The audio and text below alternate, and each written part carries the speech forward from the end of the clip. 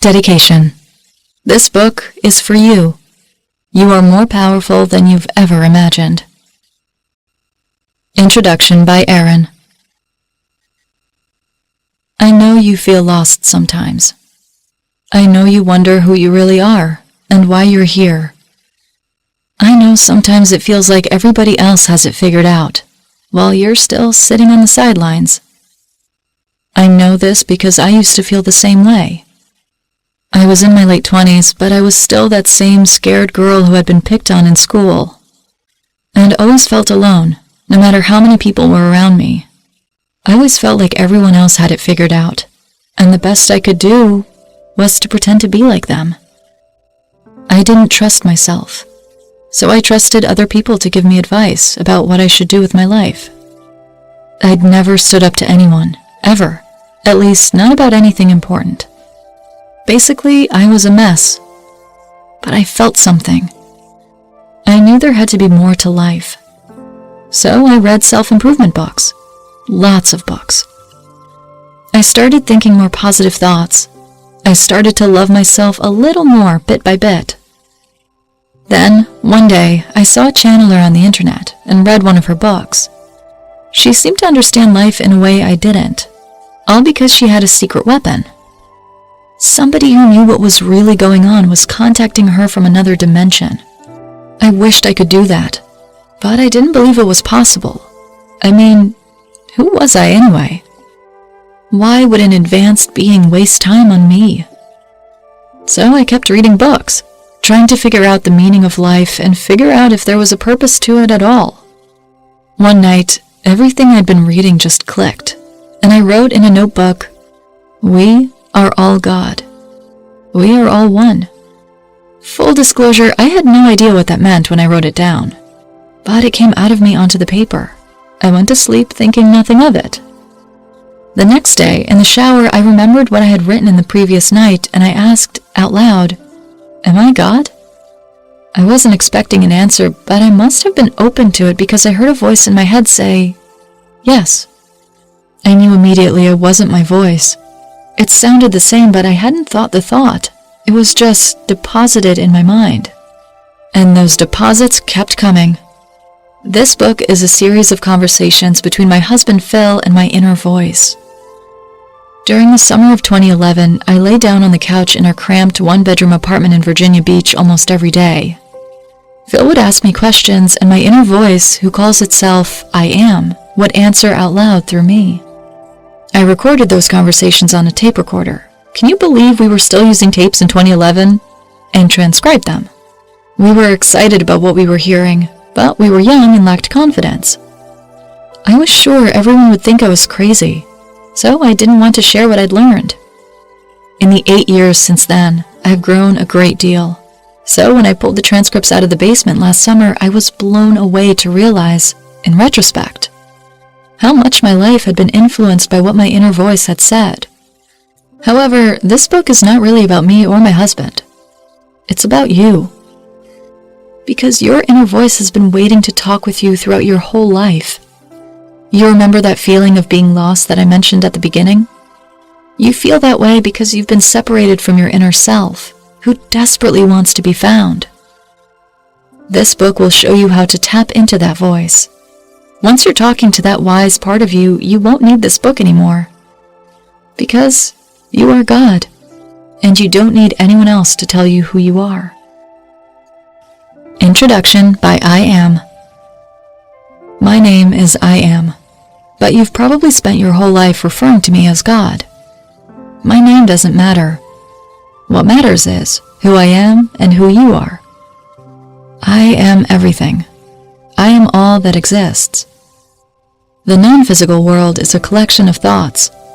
The physical world that you live in is simply a projection of each of those thoughts. Everything that you see, feel, hear, taste, and smell in the physical world has been created by my thoughts.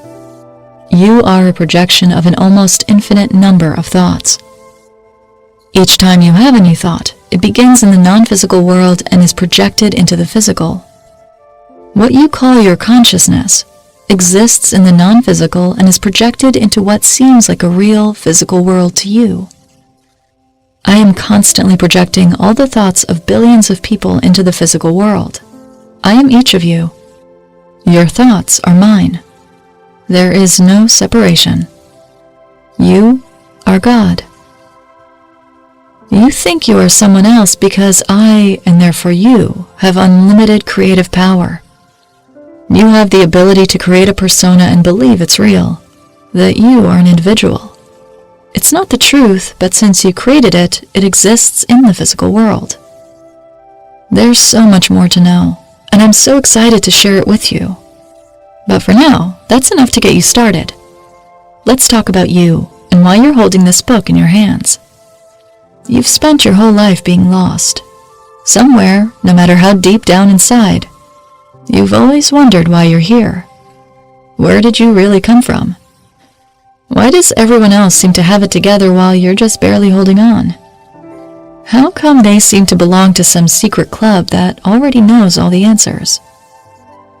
There's a reason you're holding this book. Your life experiences and desires led you here.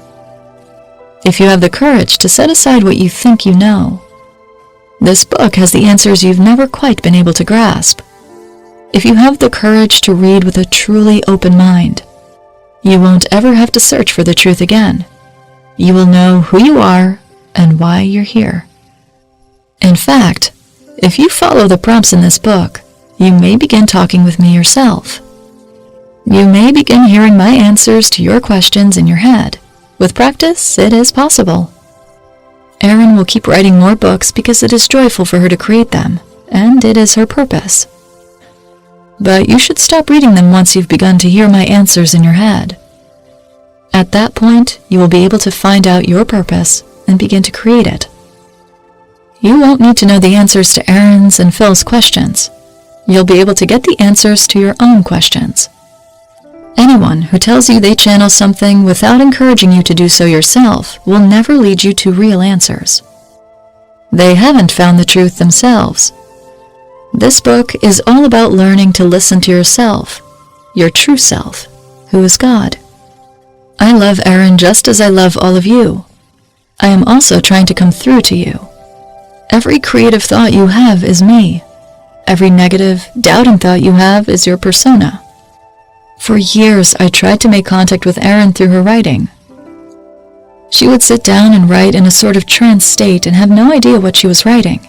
When she was done, she would read something like this and be amazed, and wonder where it came from and what it meant.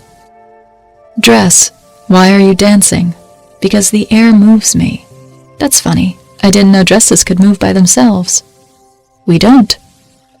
We only move when the air moves us, just like you. What do you mean?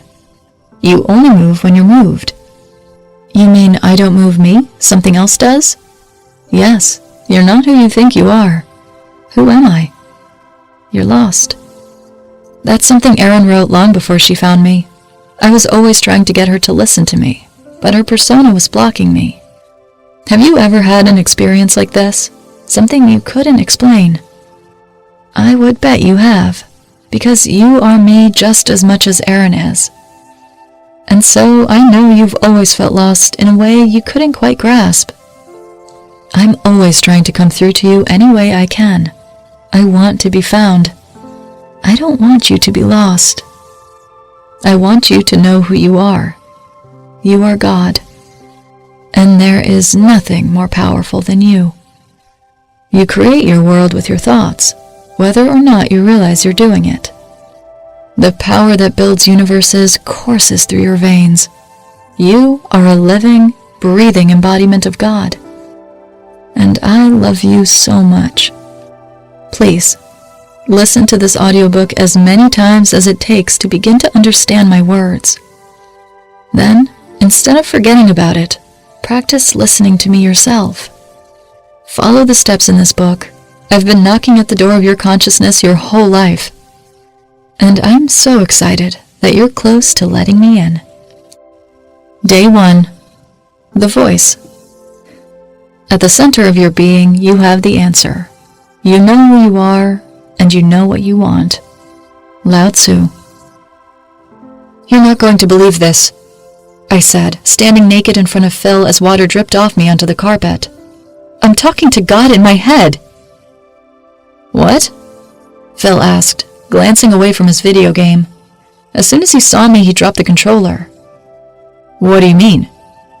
I walked to the bathroom and grabbed a towel. I'm not sure.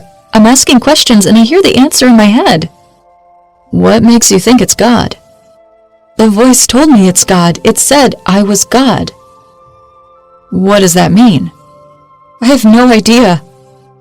Can I ask it something? Phil asked. Fear slammed through me. Phil has a very open mind, so he'll give any idea a chance. At the same time, he's super analytical. I hadn't heard the voice since I had gotten out of the shower a few minutes earlier. I was already doubting what had happened. If this wasn't God in my head, he'd know right away. My heart started racing and sweat beaded on my upper lip. I wanted to say no.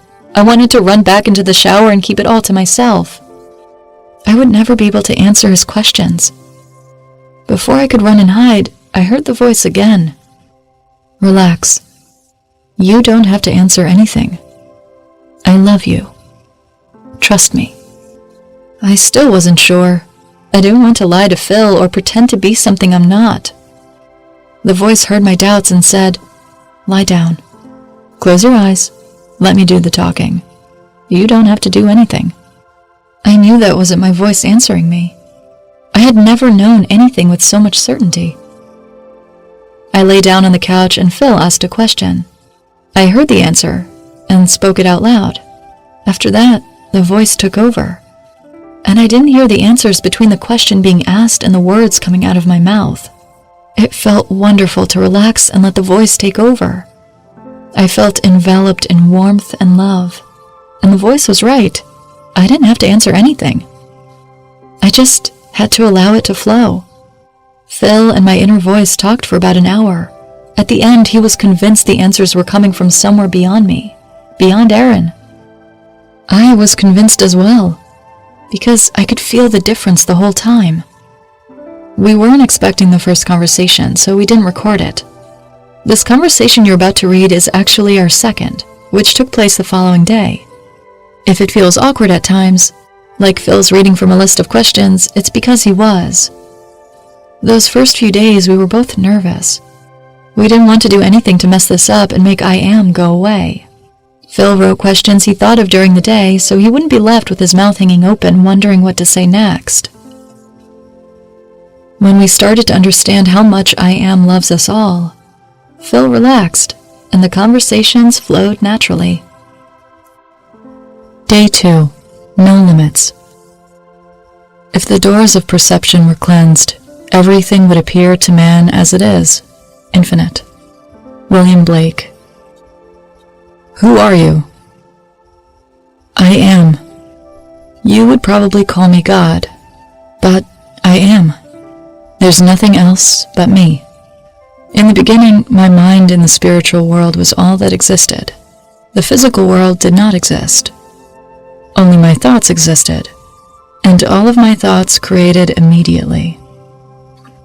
Then, I thought a physical world, and it was projected from my mind into existence. Is Erin channeling you? No. I am Erin's inner voice. Erin is me just like you are me. Every human is me. Every human can access me. When somebody says they're channeling something outside of themselves, it's because they don't understand that they are God, and that we are all one. If I'm God, why do I worry so much? Worry comes from not knowing that you are God, and that every thought you have creates. Every thought I have creates? Yes, I am everything. We are all one. Through thought, I have created everything in the physical world. It is possible for you to think and create because your inner self is God, whether you know it or not. That is the one truth, one law. I am, and I create. Each thought I, and therefore you have, creates precisely every time. There is nothing in the physical world that was not first created in mind. It is true that you are what you are surrounded by, and the life you lead is a manifestation of human thoughts, both yours and others. You are what you know, who you believe, and that starts in mind. I am your inner voice. I am always guiding you, but it is your choice to listen or not. I want you to create a joyful life through knowing intent. I do not want you to feel helpless, as if things happen to you instead of by you. I have a hard time wrapping my head around that. You have to accept that when you're hearing this, you might not understand everything right away because the concepts are new to you. Accept that you need to keep reacquainting yourself with them until they are a part of you. That is the process of seeking. There's nothing wrong with it not being completely clear yet. Your understanding will grow as your knowing grows. Okay, then what is the difference between the truth you mentioned and our thoughts? There is one truth, one law. I am, and I create. This truth exists in the spiritual world of universal mind and cannot be changed through thought. Anything that has been created in the physical world is human-made. It is not the one truth because it can be changed through thought. It only exists until a new creation changes it. A single creative thought can tear that human-made creation down. So human-made creations are limitations. Yes. But these limitations allow you to experience your creations in the physical world. Okay, are laws limitations too? Absolutely. There are no limits. People believe there are limits because they do not have knowing that every thought creates. If you aren't creating through a calm knowing that your thoughts create, you are creating through fear. Are all scientific laws limitations? That's right. That's why science is always changing and discovering new things. What had previously existed ceases to exist when new thoughts are created. When you refer to a calm knowing, what do you mean? Knowing is the absence of doubt. It is a feeling of calm, of love, of pure joy. All other thoughts come from a place of fear, from not knowing. Is the purpose of life to create? Life is creation. Nothing exists but oneness and creation. Everything you think is creation. The purpose of your life is to decide which creations you will pull out of the ether of universal mind and bring to the physical world, both for you and others to experience. Every human has a blueprint, which is something you are here to create to contribute to the expanding universe. Your blueprint is something you've always wanted to do, but most people turn away from that voice inside of them, my voice. It is never too late to tap into your inner voice and do what you want instead of what others expect. You came to the physical world with a plan for your life that you knew you could fulfill if you listened to your inner self and followed your instincts. You knew that if you blocked your inner self, you would not be fulfilled. You knew it wasn't so much important that you found out who you were again. You came to the physical world with a plan for your life that you knew you could fulfill if you listened to your inner self and followed your instincts. You knew that if you blocked your inner self, you would not be fulfilled.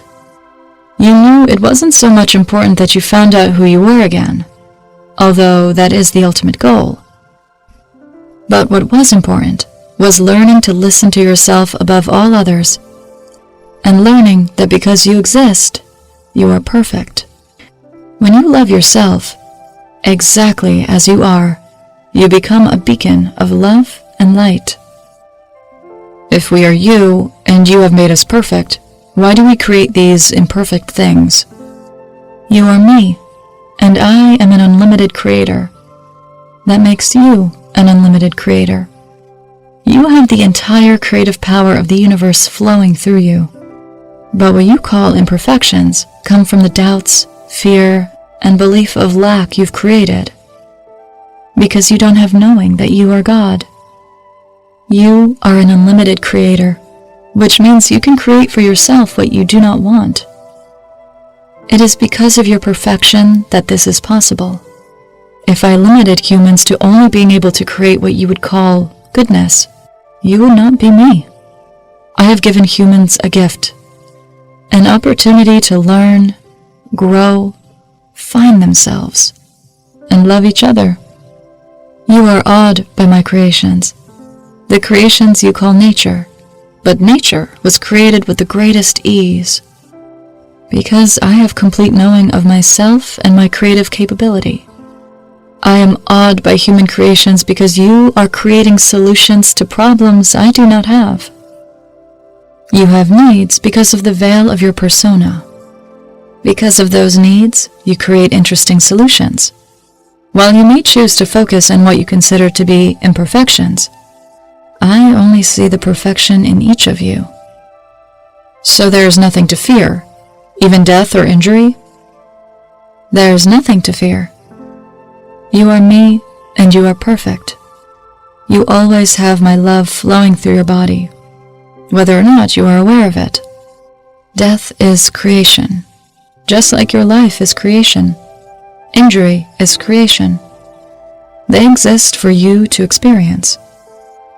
What happens when we die? You experience the full love and joy of being I am again. You leave your body and have full knowing that you are everything. You feel yourself everywhere. You radiate love from the spiritual world. What are dreams? When you sleep, your mind is linked, without the blocking that happens while you are awake, to my mind in the spiritual world of universal mind. This unblocked link recharges your body. Spiritual universal mind stores all the thoughts that have ever been thought. During sleep, you experience some of these thoughts as dreams. Why do we need to recharge our bodies? Because you aren't fully I am. You have a persona that blocks your inner self. If you didn't have a persona, you wouldn't have to sleep. If you are fully I am, you need nothing. Your thoughts are. Is this why we like to sleep so much? It's very enjoyable. Not only do you like it, it's a necessity for your body to be repaired while your persona is not blocking your inner self. We heal ourselves? While you are blocking your inner self, you don't know that you can create your body with your thoughts. It gets worn down because you are not creating it to be at its optimal state. You need sleep so the body can heal while there is no blocking of your inner self. Is this why we associate death with sleep? In both cases, we are returning to our source? Yes. In both cases, you are returning to your source. Universal mind in the spiritual world. But when your body is dead, I am no longer in it. It is still built of me, but I am not creating through that body anymore. When you are asleep, I am creating perfection for that body unblocked by your persona. If we weren't blocking our inner self, we wouldn't need sleep. Humans have needs. Your inner self needs nothing. The physical world isn't real. It's a creation. Thought is everything. There are no rules. There are no laws. When you understand that, you will be closer to knowing you are an unlimited creator. We need oxygen because we think we need oxygen? Yes. It is a thought that currently exists, but thoughts are creations that can be recreated. We can destroy that thought with another thought. Yes. What is health? Although you may be experiencing it in the physical world, health is just a creation. You are what you think. If you believe health exists, you must also believe its opposite, sickness, exists. Are humans' beliefs about what creates health and what creates sickness just limitations like other laws? Laws are ideas humans have created. Humans believe their creative power is limited to the bounds of those laws. The truth is, there are no laws besides I am, I create. There are only thoughts. Laws are limitations. Thought is everything? Yes. And you can think anything? Yes. When we know this, it is so? Yes, it is so, whether or not you know it. It works every second of every day, whether or not you know. But if you know, you create what you want. If you don't know, you are more likely to create what you do not want. How do we know what we want? Trust yourself first. Stop listening to advice from other people if it doesn't match what you feel inside. People who love you want to keep you safe. And safe tends to be sticking to what is already known. Anyone who has ever created anything big in this world has done so by going their own way. A way that hadn't been created yet. Listen to me, your inner voice. If you do not know what you want, ask yourself what you would create if you could create anything. What would you want to spend your time here on Earth doing if you knew there were no limits to your creative power? When you say listen to me, you mean listen to you inside me? Yes. You want to speak to me? I always speak to you. But you shut me out. When you hear me, you tell me I'm wrong. You are me. When you are telling me to be quiet, you are telling your inner voice, the voice of love, knowing and creating, that you don't want to be yourself. The more you block my voice, the more lost you feel. If I am you, who are these thoughts that are telling you to be quiet? Your persona is blocking me. Your persona is a creation that is constantly expanding through new thought. So these thoughts in my head aren't necessarily me. They are creations. They aren't you. Nothing exists outside of me. But you can block your knowing of me with creations. People believe that they are individuals and not me, and it is constantly being recreated. But that doesn't make it the truth. How do I not block you? Sit somewhere quiet and breathe in and out. Listen to your thoughts. When you hear anything that suggests that you are not perfect and that you are not capable of creating anything you want, you know that it is a blocking thought coming from your persona. It is not real. It is a creation. The truth is, you are a perfect, unlimited creator. Main thoughts from day 2. We are all one. Your inner voice is God. Thought is everything. Every thought you have creates. You are an unlimited creator. Day 3. The joy of being a creator. Look within. Within is the fountain of good, and it will ever bubble up if thou wilt ever dig. Marcus Aurelius. What's the secret to happiness? Trust your inner self, and you will radiate love. As you grow in your knowing of who you really are, and begin creating what you are here to create. Trust your inner self, and you will radiate love. As you grow in your knowing of who you really are, and begin creating what you are here to create, you will feel your inner self stretching further and further out, until your love radiates throughout the universe. What is love? Love is the energy of the universe. Your inner self is pure, radiating love. Love is being I am, whether or not you realize it. It is the feeling of oneness and connection with another. It's how I am feels about every human and every animal, plant, and other creation in the physical world. It's so much more powerful than fear. It is knowing. Create something out of love for yourself and for others that has never existed in the physical world before. New thoughts coming from a place of love expand the physical world. Thoughts coming from a place of fear or hate make the physical world shrink and make it feel like there isn't enough for everyone. So the only way we gain is by creating new thoughts, new creations? And everyone gains because the universe gains? The universe is made of two parts: the spiritual world of universal mind and the physical world.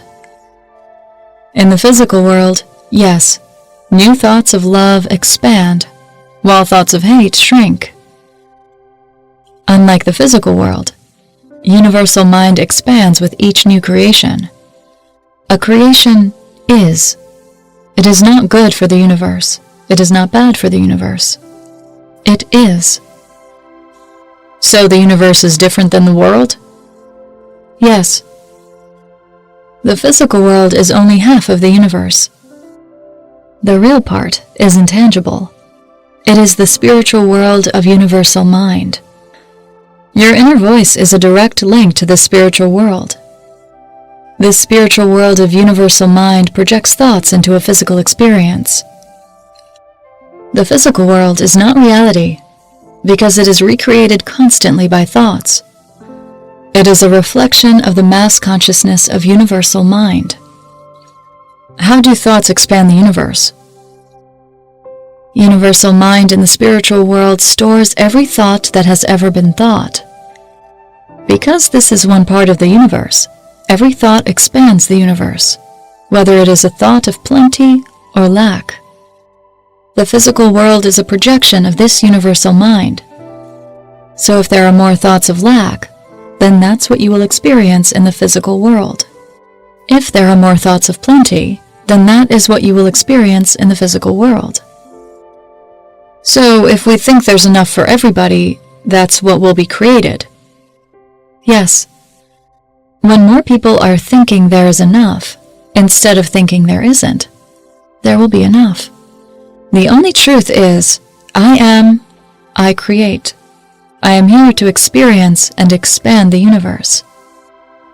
Many people believe that the physical world is what's real, but it's just an illusion, projected from the spiritual world of universal mind.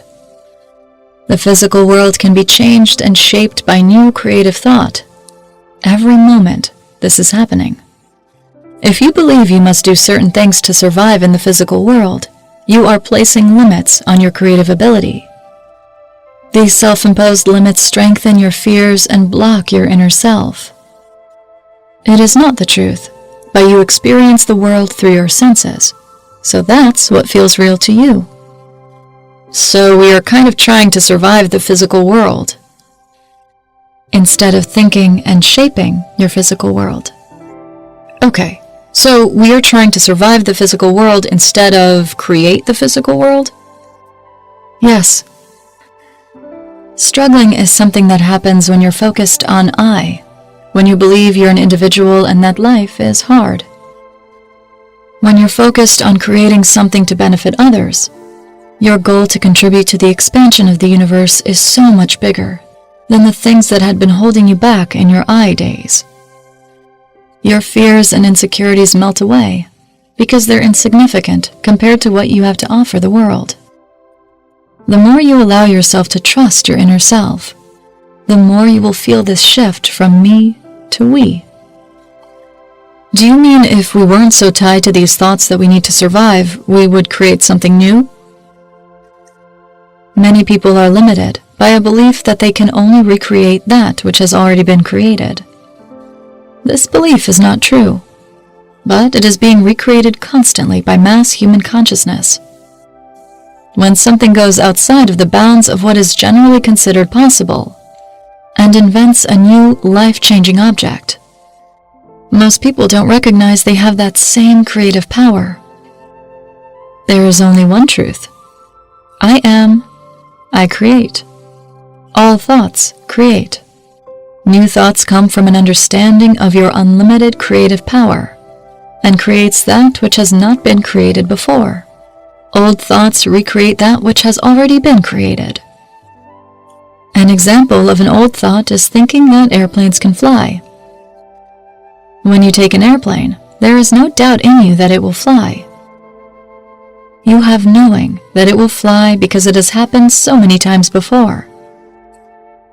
Old thoughts can be a useful way to experience, but the joy of creating through them wears off quickly. The first time you fly in an airplane, it's exciting. But even by the end of the flight, you're probably ready to get off. And each airplane trip you take becomes less fulfilling and more of a chore, because you are not here to experience the same thing over and over again. Joy comes from when we start creating new thoughts based on love for all and experiencing through them. You are here to give something back to the world, something to make the world better than it was before you came. Old thoughts are creations, but they aren't your original creation. No matter how much you enjoy the experience of them at first, they will never bring you lasting joy. A good example of this is watching a great movie. It is someone else's creation that you are experiencing. It's fantastic the first time you watch it. It's still pretty good the second time. But by the third time you watch it, it's getting old. You get bored because your inner self is not here to recreate old thoughts. However, for the original creator, it doesn't matter whether or not they enjoy watching the movie. They will always be able to experience the joy of knowing they created something new that didn't exist before. You are here now to create new thoughts, new creations that enhance and expand the universe. So, new creation brings us joy. Yes. Can anything else bring us joy? Love. Pure love based on an understanding of oneness. Knowing you are a creator is joy. It is what you feel once you've brought your creation from the world of mind into the physical world. It's hard to explain using words because there is no English equivalent for the type of joy I mean. It is not the same as happiness, which is an emotion. What are emotions? I create in this physical world to have experiences. I experience in two ways, through my senses and through emotions. When I'm creating with full knowing of who I am and why I'm here, I experience pure love and joy. When you're creating through the filter of the persona, you experience the full range of emotions. Both have value, but you tend to be sad the further away you get from knowing that your thoughts have creative power. All the experiences you create in your life, whether you consider them good or bad, allow you to get closer to knowing what it is you are here to do. If you feel that your life has been filled with horrible experiences, now that you are learning the truth, you have that much more opportunity to rise above than somebody whose life has been full of joy. It doesn't matter where you're starting from today, you can get on the path to finding yourself and fulfilling your life. Your emotions help you know if you are on the right track. So, emotions are not thoughts. Do emotions create? No. Emotions are a state of mind. They are created, either by your thoughts or your acceptance of what other people are saying about you. Emotions are not thoughts, and they do not create. However, how you feel, the emotions you experience, will affect your thoughts, and thus your creations. Most people have no idea that they can control and create their own emotions. Remember that seminar you and Erin watched where the speaker made a girl upset? And then he snapped his fingers and made her laugh? She changed, just like that. She accepted his creative thoughts, and those thoughts made her both happy and unhappy. If she was someone who was in control of her thoughts and emotions, she probably would not have let his words affect her. At the same time that you want to control your emotions so you can control your creations, you have to remember that you are human. Part of what you are here to do is to experience, and emotions are a powerful way to experience the physical world. Ignoring emotions and stuffing them down inside while pretending to feel something else is not what you are here to do. If you are experiencing an emotion that you would like to get rid of, you need to process it and then discharge it. The worst thing you could do is ignore it, because it will fester inside of you, no matter how happy you act on the outside. An example is grief after someone you loved has passed. It is natural to feel grief because you still have a persona. It is a sign that you are full of love. Let yourself feel that grief, and it will pass. You are a creator. You have the ability to create happiness while you still have grief to discharge. But it will fester inside of you no matter how positive all your thoughts are. Understand and accept that all emotions have value, because they tell you how much you are blocking or allowing your inner self. The closer you feel to genuine joy, the more you are allowing your inner self. The more miserable you feel, the more you are blocking your inner self. It is incredibly powerful to recognize that wherever you are on that spectrum, you are human, and thus a creator. So you can control and change your emotions through new thoughts. Is there any emotion in knowing? When I create with full knowing of what I am creating and how I do it, I am joyful. If the persona creates without full knowing, through worry or fear, you feel sad or mad or hateful, or any of a range of emotions you may not want. Is joy a state of mind, or is it different than states of mind? Joy is the ultimate knowing of love and oneness. I can't smile big enough to describe the feeling. There is not an English word to communicate the feeling of knowing I am. Joy and love are as close as it gets. Sometimes monks and people who meditate mention how they experience states of joy. Are they experiencing I am? Yes. They know so much I am that they cannot communicate the feeling to those who do not know I am. That's why there is no English word equivalent. That is why I cannot communicate to you how much more than the word joy knowing I am is. Is creating the same as manifesting? When you are fully I am, with no persona, your thoughts are manifested in the physical world immediately, with no action required. To create when you are an individual with a persona, you have to build your knowing by taking action in the physical world. Building is knowing your creation will appear in the physical world when you take action. Is building different than creating? Building is a way to create when you still have doubts. You take action based on guidance from your inner self. As you see the results of the guidance you are following, your knowing that you are a creator grows. Because you are an unlimited creator, you can block guidance from your inner self. You can create anything in the physical world, including not following your blueprint. Your blueprint is something you're here to accomplish, to expand the universe. Fulfilling your blueprint leads to feelings of love and joy. Failing to pay attention to your inner self and create what you're here to create leads to feelings of misery. That's why most people don't believe there is any kind of destiny for them, because how could there be? I'm not God. But they are God. So God hasn't set a destiny for anyone but itself? That's right. I have a plan for each body that's born. It's my goal to come down into these bodies and implement that blueprint. In the beginning, it was very easy, because little had been created by humans. But as more and more was created, we went further and further away from the truth. Few people today understand their unlimited creative potential. So my I am, or my inner self, knows what I am here to create? Yes. The process of finding yourself and fulfilling your blueprint was not designed to be done quickly. Everyone is here to create something big, no matter where they are right now. It doesn't matter your age, your income, or your education. You can get on the path to fulfilling your blueprint by tuning into your inner voice. How do you tell us what it is we are here to create, what our blueprint is? You may already know what it is. It's something you've always wanted to do, but don't think is possible or realistic for you. What you are here to do won't feel easy to you until you start taking definite action despite your fears. If you don't know what it is, or aren't sure, ask your inner voice. Do you know Erin's blueprint? Yes. Write this down and build. Build a book? Share this knowledge. How should we do it?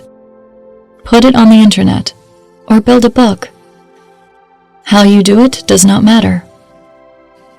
Main thoughts from day 3. Love is the energy of the universe. Thoughts of love expand the physical world. Thoughts of hate shrink the physical world. Creating with new thoughts leads to feelings of joy. Emotions must be discharged to avoid buildup and blockage. We each have a destiny. Day 4. All the answers are within. The universe is not outside of you. Look inside yourself. Everything that you want, you already are. Rumi. When I am is physically concentrated in your body, I am can do everything that I am can do in the non-physical world, but can also experience through the senses. That is why I am created these physical bodies, for physical experiences. That's why humans were created? Physical experiences are why everything in the physical world is created. Humans are different from all other creations because your thoughts create. Everything else is an effect of creation and not a cause. Humans are the effect being created by I am, but at the same time, I am's thought is focused into each human body and makes that human body capable of creation, of causing effect.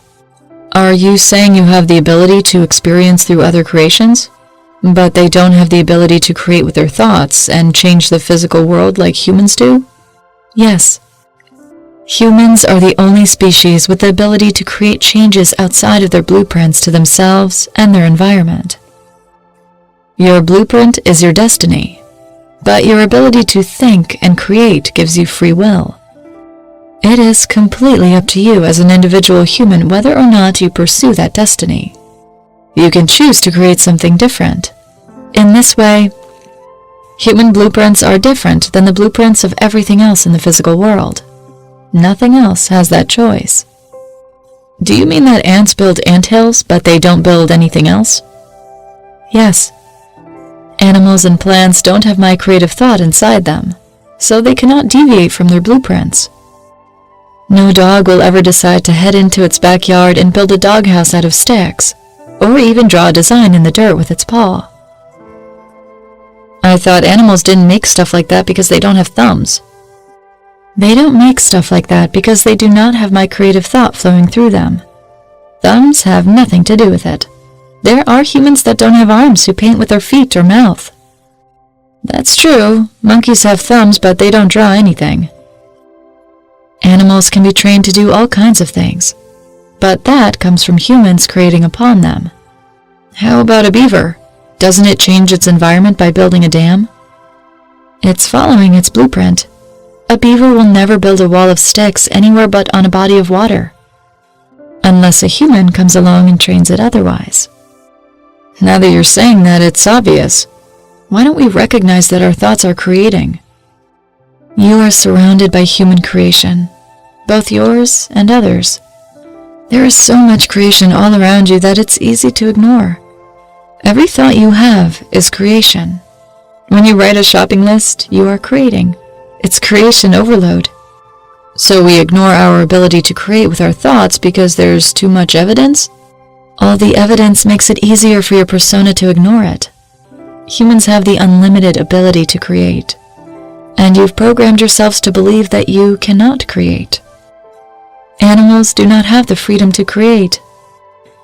They can only do as they were created to do, and that is to multiply and to thrive.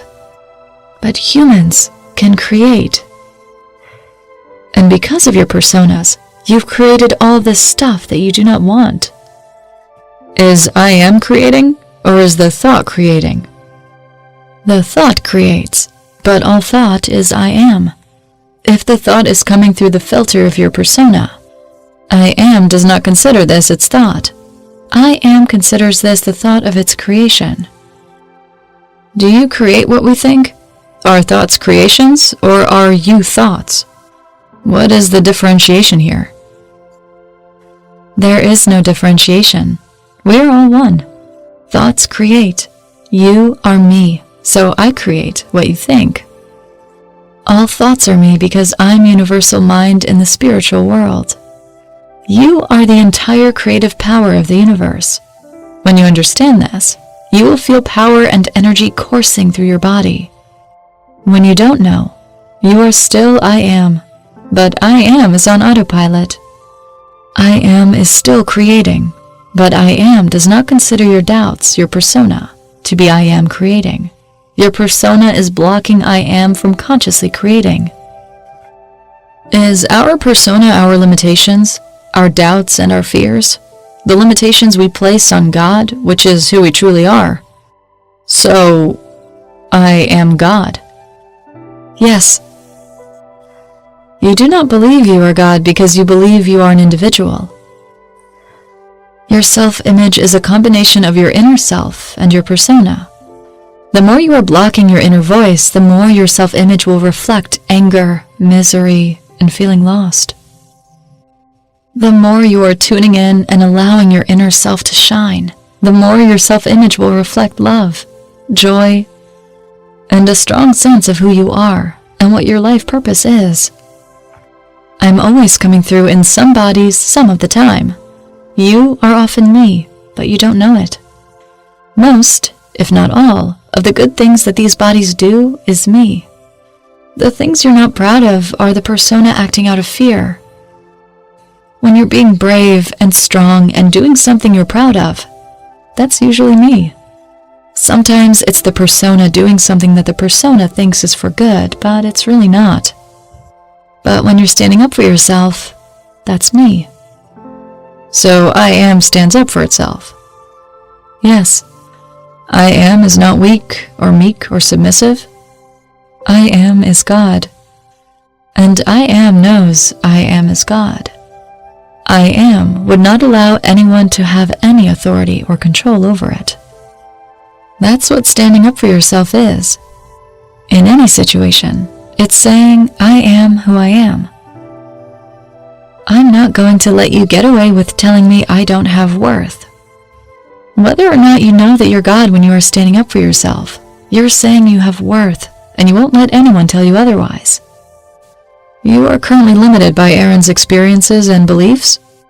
In this body, yes. Erin can only know that which Erin's persona knows. I am can answer questions about the general truth and general knowledge. But I am cannot currently answer questions that would require knowledge of a specific occurrence because of Erin's limitations and beliefs. Like if I asked you who shot JFK? Right. Now, if I am was fully concentrated in this body, and Erin's persona wasn't here, I am could tell you. You have a choice.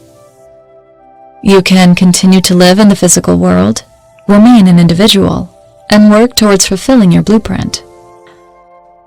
The other choice, if you feel it is your blueprint to do so, is to lose your persona entirely and become I am concentrated in a body with no blocking. This path requires you to release the life and people you know, because if you become fully I am, all lives are yours, just as all people are you. How do we know which path to take?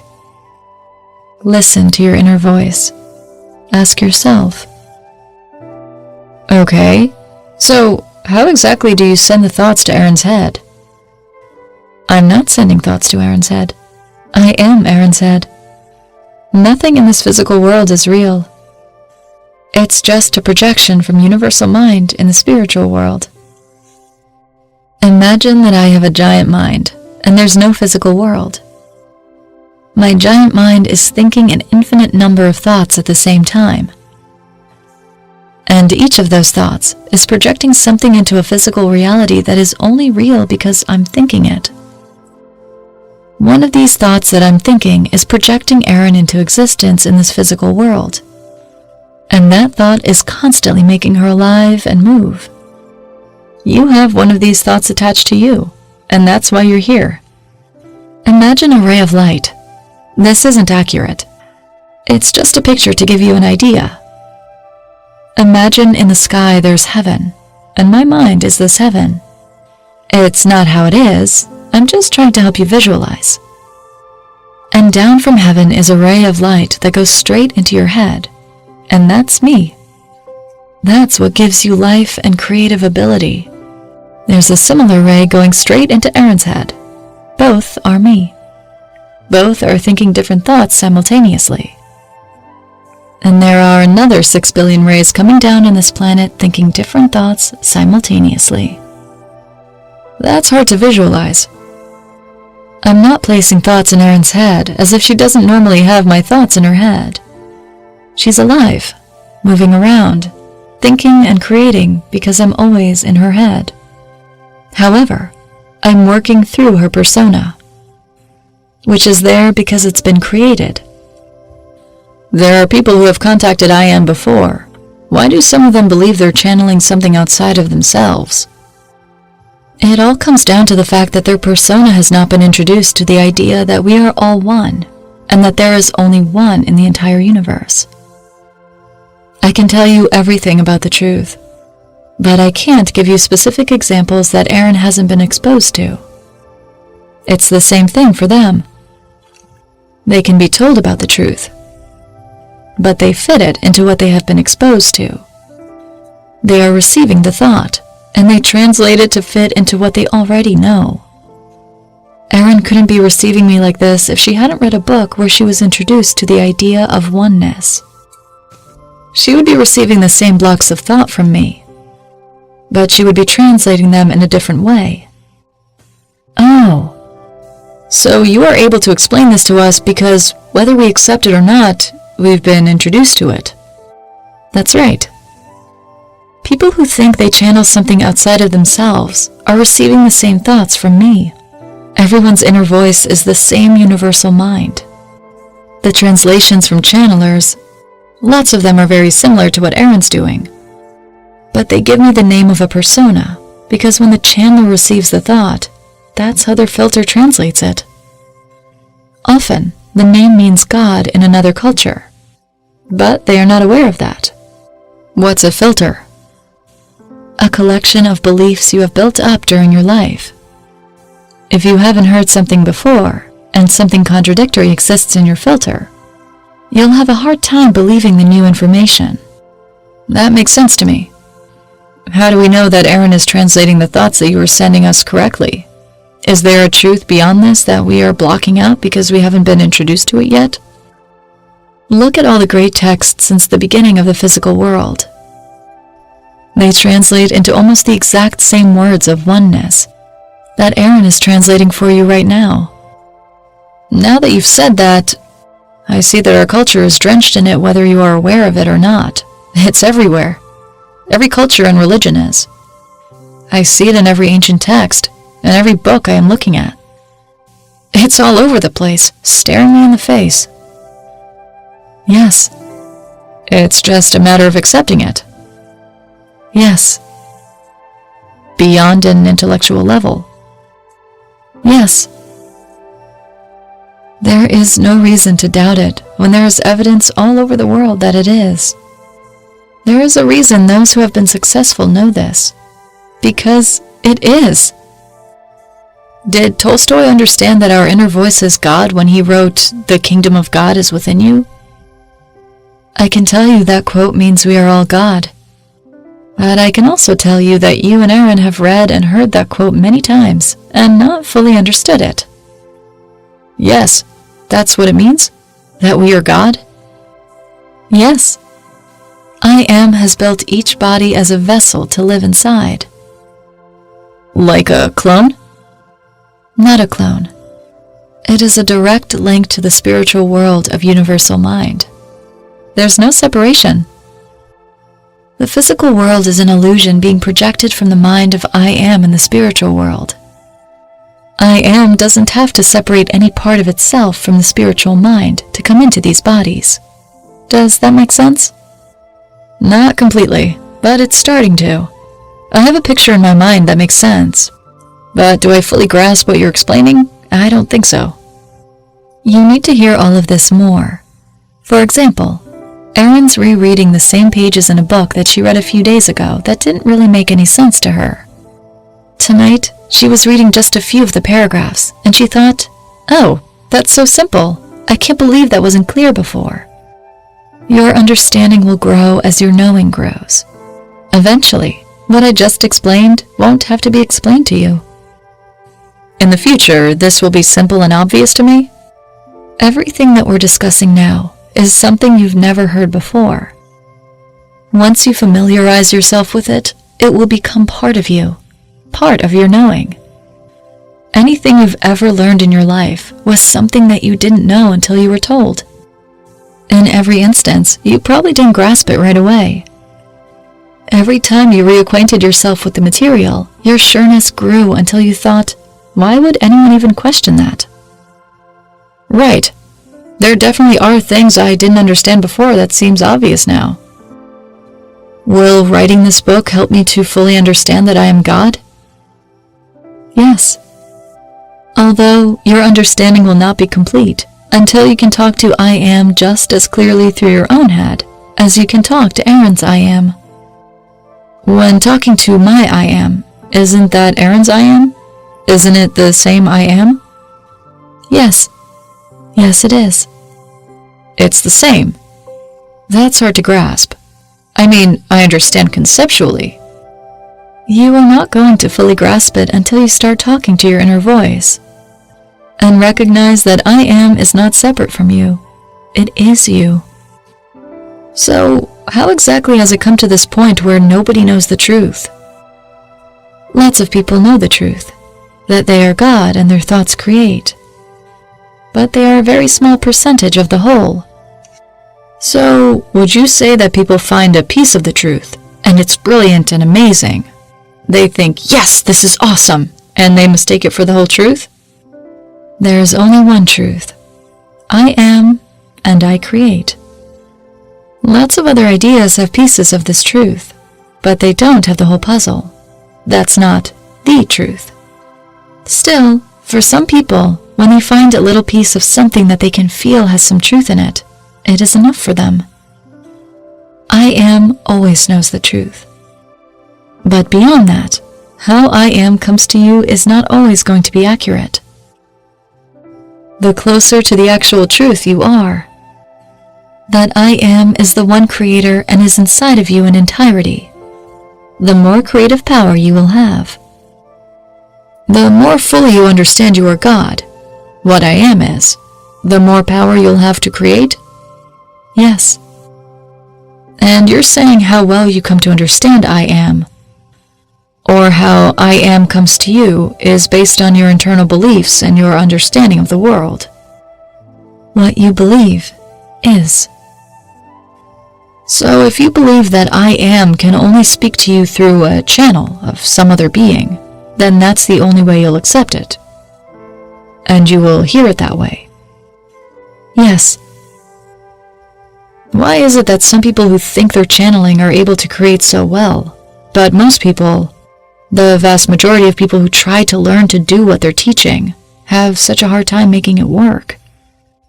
People who think they are channeling are accessing their inner voice and allowing themselves to be guided.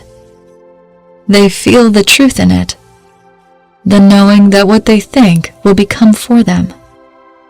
The people who are listening to them think they only have access to me through channelers, or psychics, or something outside themselves. Even if they go to these middlemen for access, it's just going to be a one-time thing. They don't have the constant guide that I Am. They don't know yet that it's possible to have access to their inner voice whenever they want. Main thoughts from day 4. Humans are the only species that think and create. You can choose to follow your destiny or create something different. You have a choice to have a persona or be fully I am. Humans' thoughts are God's thoughts. When we are exposed to new information, we filter it through what we already believe. Ideas of oneness have been recorded since the beginning of history. Everyone can access their inner voice. Day 5. Why you think you're not God. The intuitive mind is a sacred gift, and the rational mind is a faithful servant.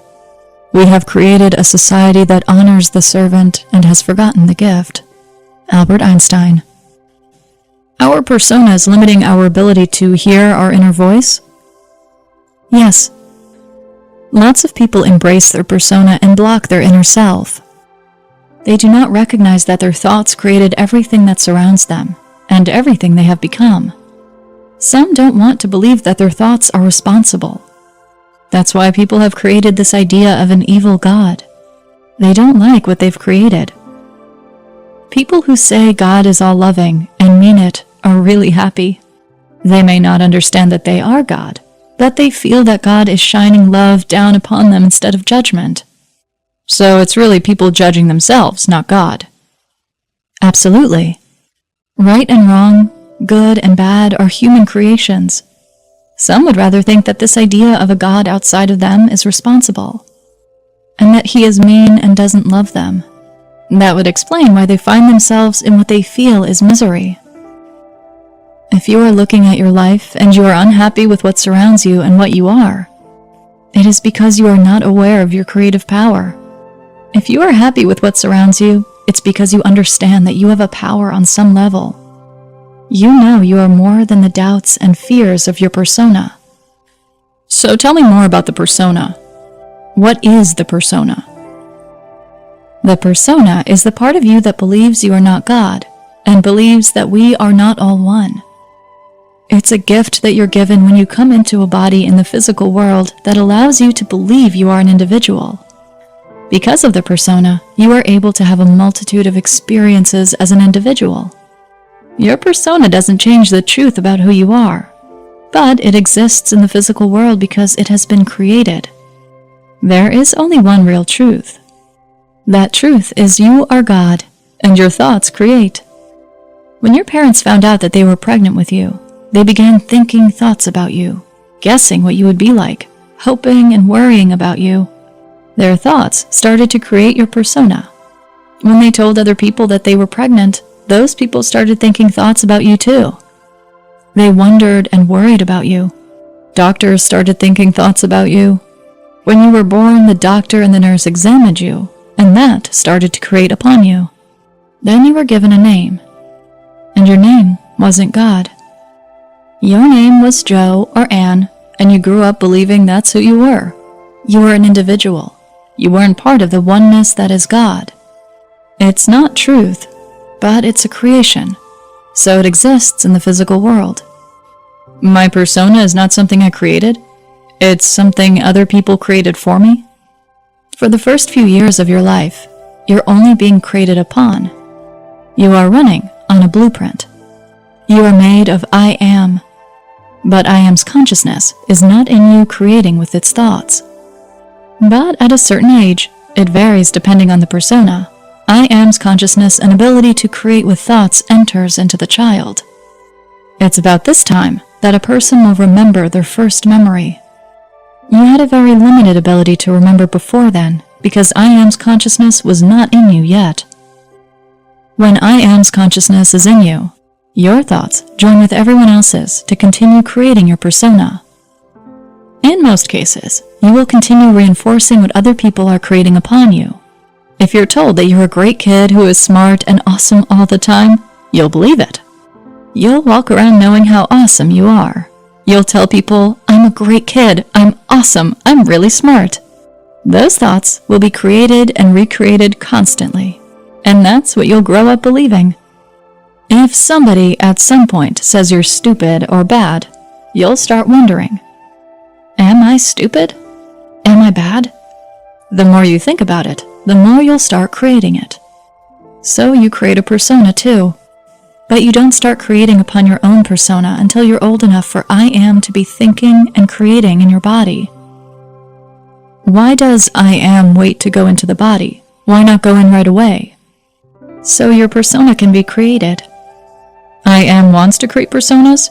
Why would I am do that to itself? I am wants to be heard, and be I am. But at the same time, I am wants to have individual experiences. Having the persona as a veil between humans and who they really are is the only way to have individual experiences. Without personas, I am has full knowing of its oneness with everything in both the spiritual and physical worlds. This is pure joy, but limits the physical experiences I am can have. So personas exist so I am can have individual experiences? Yes. For example, when you love someone, you believe that they are a separate individual, and forming a connection of oneness with them feels joyful. Love is the closest humans get to feeling what it is to be fully God, and that's why love feels so wonderful. Another example is fulfilling your blueprint. If you had no persona, there would be no opportunities to learn and grow because you would have full knowing of who you are. The persona allows I am to come into human bodies and experience being individuals who learn and grow and make choices. The persona really is a gift, the gift of individuality. If you feel that your life is full of opportunity to create more of what you want, you are likely to view the persona as a gift. If you feel that your life is happening to you, and you have no power to create what you want, you may not view your persona as a gift. So I am is seeking self-expression, and the persona is preventing that? Yes, the persona is afraid. Why is the persona afraid? The persona is afraid that you will find out that it is not real. Like you, it's afraid of dying. Most people's number one fear is dying, isn't it? Can you think of anything someone would be more afraid of? No. Why is that? It's because they're the persona, and that's the persona's fear. It's afraid of dying because it knows it doesn't really exist. The persona knows when this body dies, it turns to dust. I am is not afraid of dying because I am knows that the only thing that's real is I am, and I am cannot die. But everyone is still I am, even if they think they're the persona? Yes. So they don't really die. No. But as an individual, as a persona, you were created this one time. There aren't going to be the same unique experiences and people to create your exact persona ever again. Once your body dies, your persona is not coming back, because it never really existed in the first place. It's just a creation. So when the persona dies, all that's left is I am? We have no choice but to realize we are I am at that point. Yes, you'll know immediately. You'll be one with I am in the spiritual world, radiating love. All the thoughts and memories of your body will still be in universal mind in the spiritual world. Someone dreaming 2,000 years from now might experience part of your life in his dreams, because those memories and thoughts will always be swirling around in universal mind in the spiritual world. In that way, the experiences of all personas live on. What are the ways the persona seeks to maintain its control and limit us from realizing where I am? Every tactic the persona uses is fear. There isn't anything else. That sums up all of the thoughts in the world.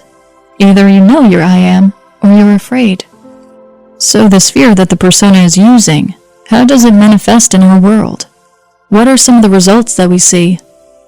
It obviously has a huge impact on the shape of our society and how people interact.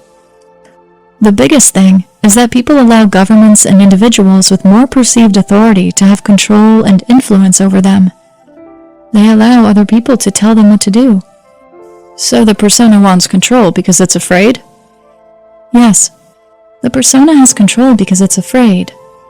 The persona is afraid because deep inside, it knows who you really are. It knows that it's just a creation, and you're God.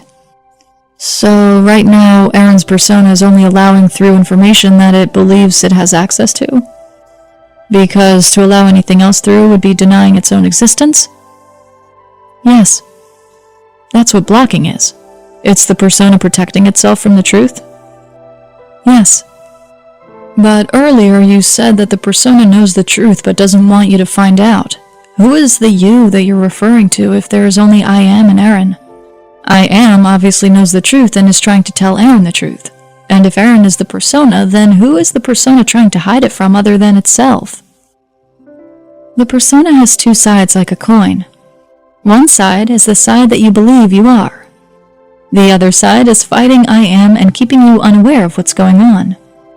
It's the side that thinks what you might perceive as evil thoughts, even though you don't understand why you're thinking them when you don't want to be thinking that way. I understand the side of the persona that's created through other people's ideas, and my ideas when I'm old enough. How is the side of the persona that's fighting I am created? It is created out of fear. When you create a persona and tell it that it's not God, it becomes afraid and thinks it needs to protect itself. Parents love their children and want to keep them safe. They teach their children to be careful, to protect themselves. And so the children think, I am weak and need protecting. And as a child, you build something to protect yourself. Which is this part of the persona? Yes. No, it's part of the persona that you aren't consciously aware of. It was created by you and the people around you to protect yourself. It's the part thinking thoughts that protect you. All the things you call bad stem from fear, from thinking that you need to protect yourself. So it's the part of the persona that's going to tell you, don't trust that guy, or don't believe what they're saying, stuff like that? Yes, but sometimes that's I am too. It depends on whether or not you really should trust that guy. Beyond allowing you to have individual experiences, the persona is never helping you. If it's telling you not to trust somebody, you should probably consider trusting them. If I am's telling you not to trust somebody, then you should listen. Gotcha. And you need to know the difference. That's right. It's very important, and you can't know the difference until you start listening to your thoughts. So at some point, I'll get good at telling the difference in the voices? Yes. Even though it's the same voice, you can tell the difference in the speaker. All the negative thoughts in your head are your persona. All the positive thoughts are I am. That's how you tell the difference. So if it's a doubting thought, I should think, that's the persona. Yes. As Erin trusts in I am more, and builds her knowing that her thoughts create, there will be less of Erin's doubts?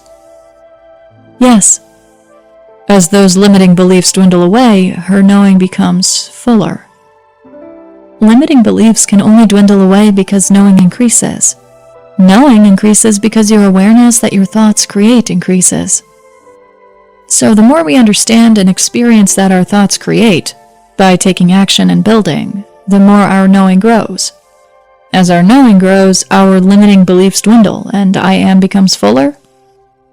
Yes. If that is what you create, you can build your knowing and still keep your persona. You will not be fully I am, but you will be a persona that knows it is I am and creates. You know now what it is you want to create. You believe that it's possible, but you don't believe it is done yet. Take action and work on your creation. Work only has to be done because you aren't complete in your knowing yet. You wouldn't call it work if you were complete in your knowing. If you were complete in your knowing, you would only be I am focused in a human vessel. And you would be joyfully typing away on the computer. You'd be so excited to share these words, you would be radiating love. So our doubts and fears are preventing us from the joyful experience of typing away? Fear is not knowing. That's why some things are perceived as work and other things are perceived as joyful? Yes. So we can take anything and turn it into work, or we can take anything and turn it into a joyful experience. Yes. Erin and I were talking earlier about how she's gone to big amusement parks a few times in her life. She said she's never had such a joyful experience as when she went recently. Other times it has felt like a hassle. She would feel hot, sweaty, and tired. She just wanted to go home and sit down. But this last time, she decided that she would be joyful. My point is that anyone can, and people do this every day, turn experiences that could be joyful into misery. Their thoughts are created immediately, so whatever they think it is, it is. Main thoughts from day 5. God does not judge. Humans judge. Good and bad, right and wrong are human creations. Your persona is a creation. It is not who you really are. The veil of the persona allows us to experience the physical world as individuals. Day 6.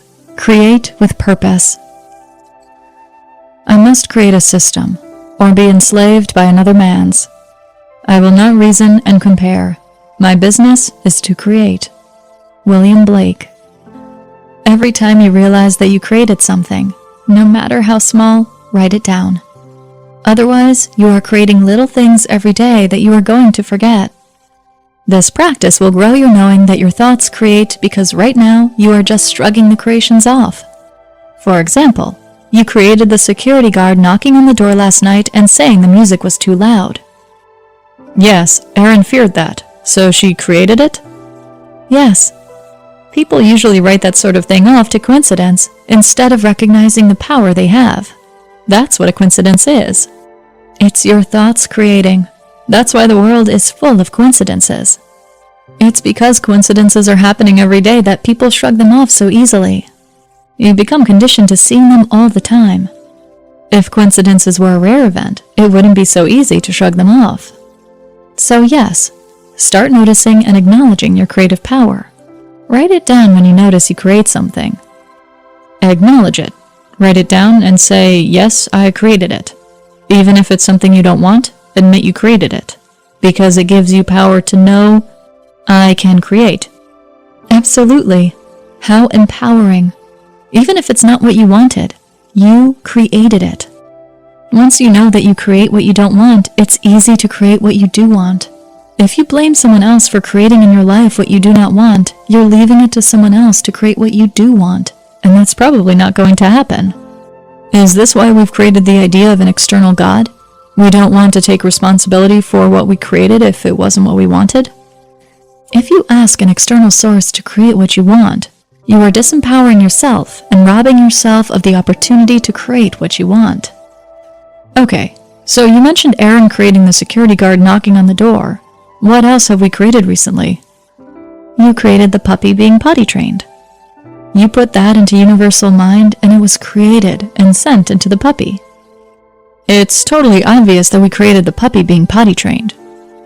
Before, we were creating him not being potty trained by worrying about him peeing on the carpet all the time. Yes, but the act of creating it seems so natural that I can't pinpoint when we created it. When we put that into universal mind. When you decided there was nothing good or bad about the puppy, that he just was, that there was nothing to be fixed because he was already perfect. Then, that's what he became. You created upon him. Since we are all one, we are all linked completely into universal mind to the extent that there is no separation between any of us. What we think immediately is. That's why you can't immediately create upon an animal. They don't have their own creative thoughts. Do we only need one thought to create, or do we have to think it over and over again? There are 2 reasons so few people create with one thought. First, most people have the thought, and then they have another 500, 1,000, a million thoughts doubting the first thought. Every doubt has the same creative power as the original thought. The original thought created immediately, and things were put in action. But as soon as you have one doubting thought, that's the new creation. The second reason is oneness. Everyone around you is creating you and your environment with their thoughts, just as much as you are. Most of these people do not understand their thoughts create and are creating on autopilot, with no doubts that you will continue to be exactly as they see you now. If you still have your persona, you may have to take action to create what you want in the physical world. Because if others see you taking action, they will start to believe in your new creation and create it with their thoughts. Other people can be affected by our creations? Yes. Because they are us. Yes. Does that mean we are being affected by other people's creations? Can we choose not to be a part of that creation and think, I'm going to create something different? You cannot choose to not be a part of their creation, because you cannot think for another person. You can choose to make what you create for yourself so strong that another's creation cannot alter who you are. Is this why it takes most people a long time to get what they are trying to create? Time is a limitation. It is a creation. So there is no time. There is just now, the present moment? Yes. If we thought time into existence, can we think time travel into existence? Yes. Anything can be created in the physical world. You are starting to understand your potential. How do we get rid of our doubting thoughts? Take action. Action obliterates doubts. Start by building. To build, you decide, I'm creating this. I'm not going to worry about it. I'm going to listen for my inner voice to tell me what to do next. I Am is going to help you every step of the way to move you forward. You just need to listen to your inner voice. When you see progress, when you see, touch, hear, taste, feel how I Am is precisely guiding you to this new creation, you will start to trust, to know, and to understand I Am. Once you have built this creation, you will experience the joy of knowing you are a creator. The more things we build and create together, the more you will have knowing that you are I Am, and your thoughts create. Your doubts will fade as your knowing grows. That's awesome. Show us results and then we start to believe. Yes. You are programmed to believe only that which is already physical. What you can touch, taste, see, feel, and hear. Through building, we reprogram you to know that you are an unlimited creator. Right. It's like baby steps along the way to help me believe what's true. Yes. You need to reprogram yourself to know that new thoughts, new creations, are. Most people are not aware that their thoughts are created immediately. Even if they have heard those words, they do not know it. We will build together as many times as it takes for you to know. People generally believe they have a responsibility to physically change their lives. You can't physically change anything unless you start in your mind. All actions start in mind. Hard and easy don't really exist. There are only degrees of knowing. When you start doing anything you haven't done before, you think it is hard because you don't have the habit built up to know that it is easy. When you are doing something that you have done numerous times before, you say, this is easy. You have built a habit and know I've done it before. I have a knowing that I can do it again. So it's the knowing that creates the results, not the repetition? Absolutely. Knowing creates everything. There is nothing that is not created in mind. Whether you know that you are good at something or you know that you aren't good at it, knowing is knowing. So why not know you are good at everything? You are. You are I Am. So basically, how I've thought about it in the past is a decision. If I decide it's going to happen, it'll happen. If I don't make that decision, it doesn't happen. But really, it's a knowing? If you have a persona, yes, set a goal and decide you'll get there.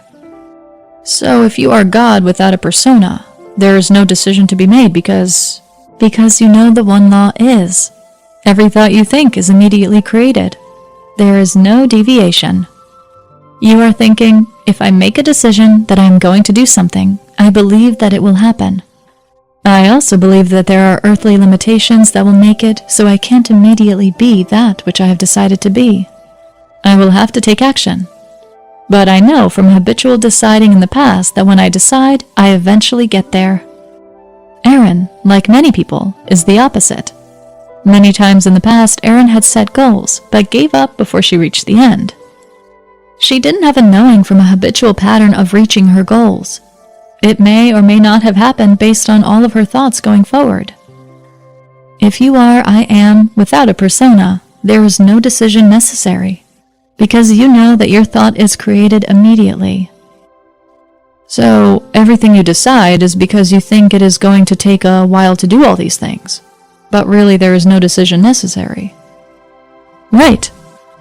Because you have personas, the decision helps you build your knowing that your thoughts create. If I say to myself, I have decided to do this, so I will take the necessary steps, I'm building in something unnecessary to the creation? It is necessary if you still have a persona and need to build your knowing. It is a way to believe, to know when you aren't fully I am. It's a tangible knowing instead of a knowing that I am. A tangible knowing is, I know that's a table. I know that's a wall. I know that in the past when I've made a decision, I eventually get there. Taking action and following the steps will also convince the people around you to change their thoughts about you and start creating what you have decided to create. Is that why people say, when you start something, always see it through, that will lead to success? Yes. You build up a knowing that when you make a decision, it happens. That's why you take the action you believe to be necessary to create. When most people make a decision, they find the steps along the way to be difficult because they are unnecessary. People have this thought in their head that when a decision has been made, there will be many difficult steps to get where they want to be, so they create that.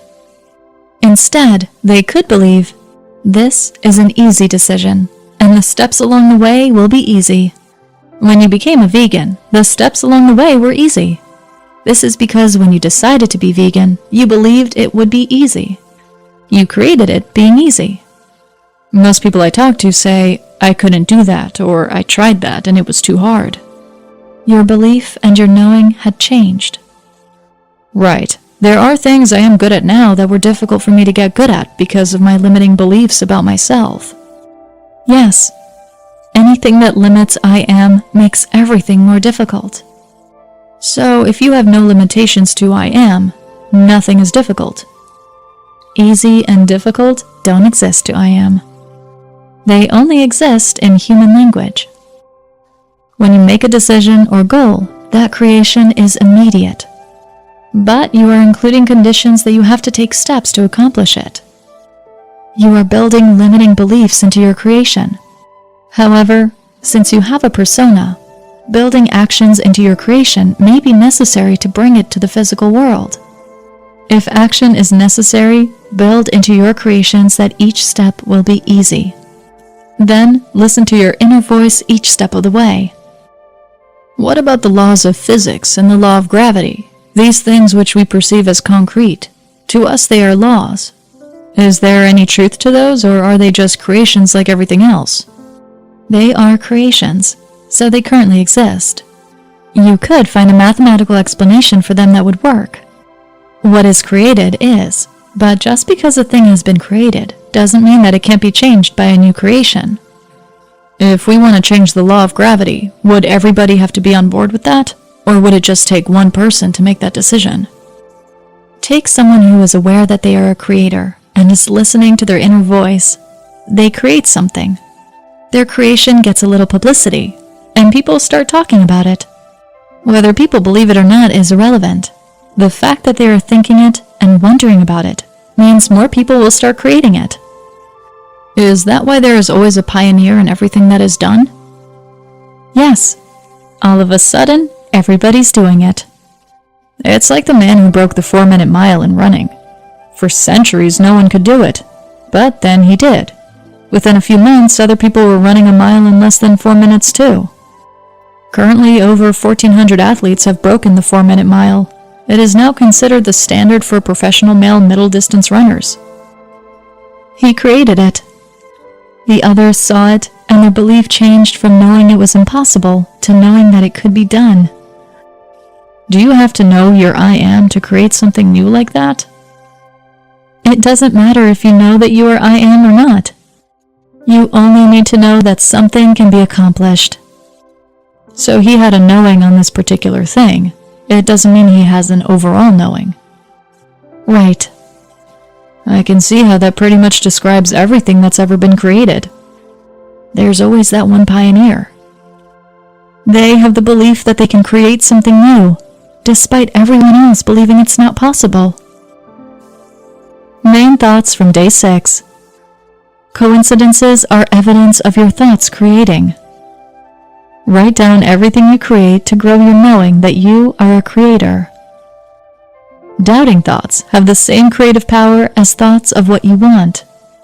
Action obliterates doubts. All actions start in the mind. Knowing creates everything. Day 7. Victimization, power, and suffering. Try to exclude the possibility of suffering, which the order of nature and the existence of free wills involve, and you will find that you have excluded life itself. C.S. Lewis. Why do people say, "Don't reinvent the wheel"? The people who say that do not know that they are unlimited creators. Is that why we try to get people to buy into our beliefs? People who want to convince others to buy into their beliefs do not have a strong knowing that their beliefs are right. They are seeking reassurance. Some people are envious of the joy of others who have followers. Most likely these people who have followers and look joyful are listening to their inner voice. People see those who create new ideas being followed and they say, "I want the joy that person has." They do not realize the joy comes from your inner self and creating new ideas. They believe if they get people to follow them and listen to them, they will be powerful, and that will make them joyful. This is not true. They will not find joy simply by having followers. Any power they get from their followers will be human-made. Even though they seem to be successful, they are not really happy. They might be temporarily happy. Happy is a state of mind. It can be achieved through old creations, but you can't hold on to it. You can go from happy to sad with a snap of the fingers. People who know they are creators will find joy and love, whether or not they know their body is God in every cell. They have a knowing that they can take something that doesn't exist, create it in mind, and bring it into the physical world. Is this why people become afraid of losing what they have? Is it because they know they haven't created with new ideas? You are very close. They are afraid of losing what they have because they do not know that they have the ability to create what they want. They are afraid that this old idea will leave them, and they won't be able to get it back. They are holding it tight because they are blocking I am. Is this where the idea of genocide comes in? Like the Nazis, where they just wipe out tons of people because they believe. It's the belief that I take care of myself, not knowing that we are all one. It is being afraid of the idea of us all being one, wanting to say, "You are not me, you cannot be me." It's pushing away I am because if I am exists, then your whole existence is for love and the creation of new ideas. That's where all that "you are not as good as me" comes from. Not understanding I am. We are all perfect. We are all one. That's why people victimize different races. It's what all victimization is. Not understanding we are all one. We are unlimited. We create. We are here to love one another and experience joy. You get so caught up in the recreating of old ideas that you don't know who you are. You don't know I am anymore. Do people think that by victimizing others, somehow they gain something? They are just trying to tread water in the physical world. They don't believe that gaining or creating something new for themselves is possible. They only believe old thoughts can be recreated. Is this why in our world today we have people who have this idea, which I don't think is healthy, that humanity is a plague on the earth and should be wiped out so nature doesn't have to deal with us? That's just a huge idea of lack. There's plenty for all of us. The universe expands with each thought we have. There is no differentiation between humans, God consciousness, plants, animals, and the ozone layer. We are all one. There is no separation. The only difference is humans are a direct link to my thoughts. Some are creating lack, but there are humans who are creating growth. There is nothing to worry about. When you leave this body, you will still be I am. And in this body, you are still I am. and you create exactly what happens to you. So there's nothing to fear. Does evil exist? Fear is the closest thing to evil. Fear is blocking knowing you are a creator. Does hell exist? Fear exists. You feel fear because you don't understand that your thoughts create your life. Fear is not knowing. Yes. If you have full knowing you are God and you create, you understand there is nothing to fear. There is only knowing and the lack of knowing. Things we don't want, like diseases and stuff like that, are we creating those with our thoughts? You create them because you're blocking, and you think you have no control over your creative thoughts. To I am, everything is perfect. So every thought creates regardless of whether or not humans perceive it as being what they want. Why do people try to create doubt in other people? They do not have knowing that their thoughts create, so they are afraid. Fear spreads when you do not know. If they are afraid of knowing, are they afraid of those who know? They are not afraid of knowing. They are afraid because they don't know the truth. That they are God and every thought creates. Many people will not be ready to hear this truth. Why won't they be ready to hear it? They would be faced with the truth that they have created what they have. Those who are fulfilled by what they have created are not afraid. You mentioned human-made power earlier. What is that? Real power comes from connecting with your inner self. Human-made power is a creation that strengthens the persona and cuts you off from your sense of oneness. This limits your own creative power and the power of those following you who believe those thoughts are true. The power structures that feel real to you are an illusion. Although you may be experiencing them, they are not truth. They are simply thoughts that can be obliterated by a new thought. They are simply thoughts that can be obliterated by new thoughts. Obviously, people have known you before. Why aren't these ideas really out there? Because there is so much power behind the old concept that we are not one, that we are not God.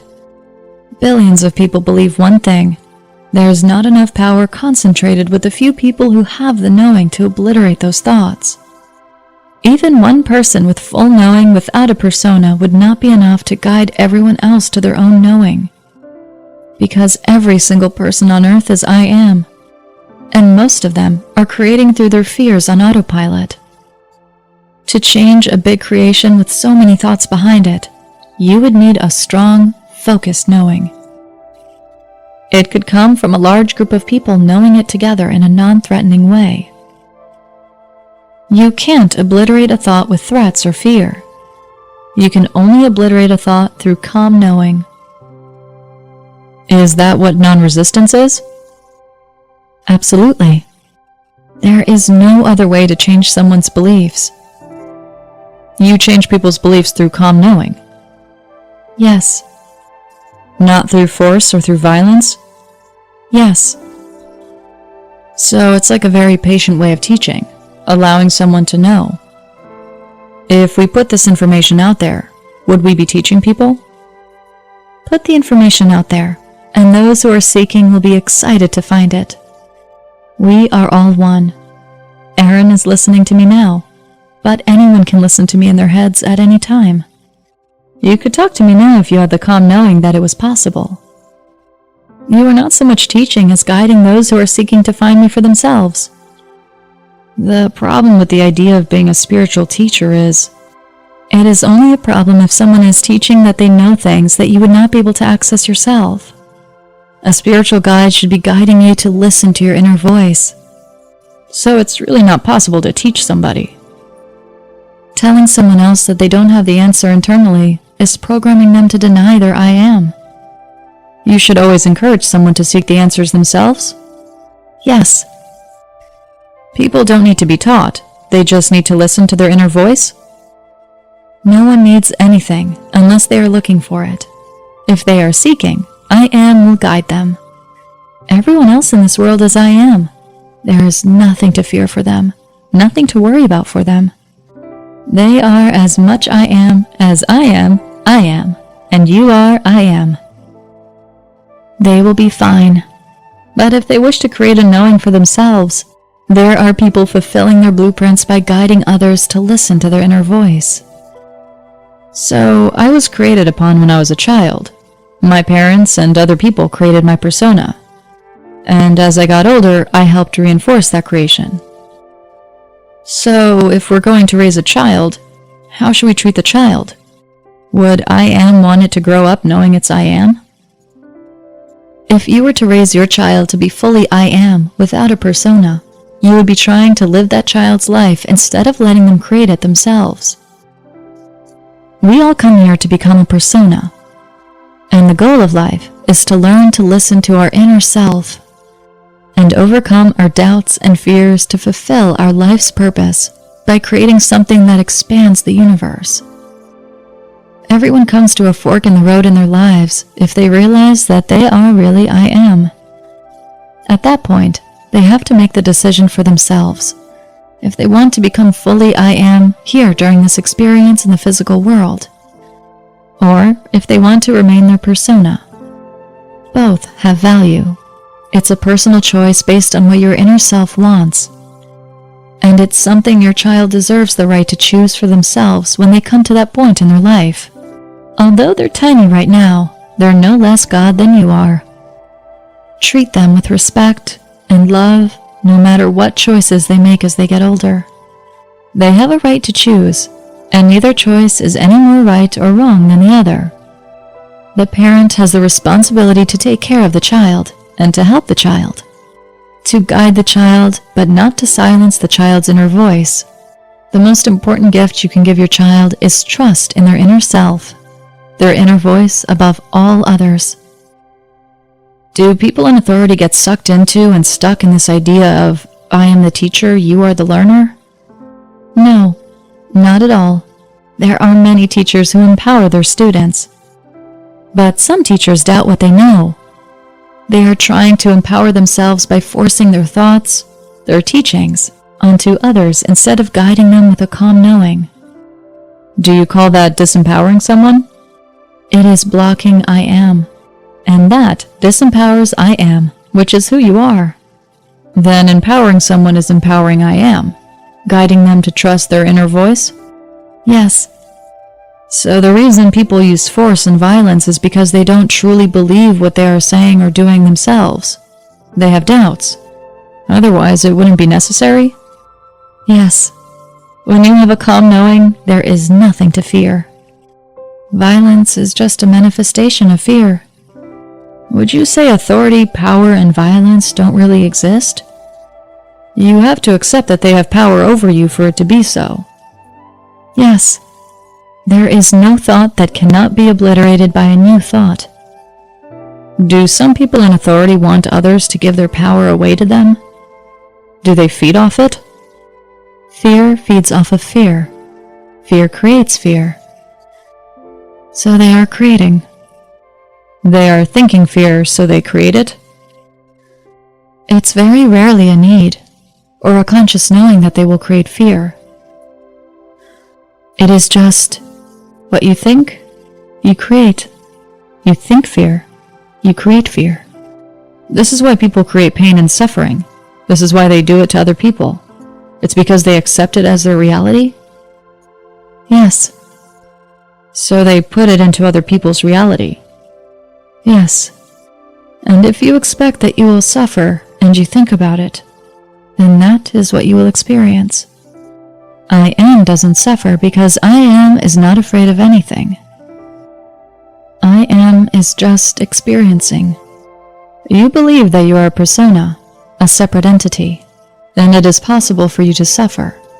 So it is something you may experience. Suffering is no more real than the physical world is real. It is an idea. Happiness and sadness, just like suffering, are states of mind that are passed into and out of.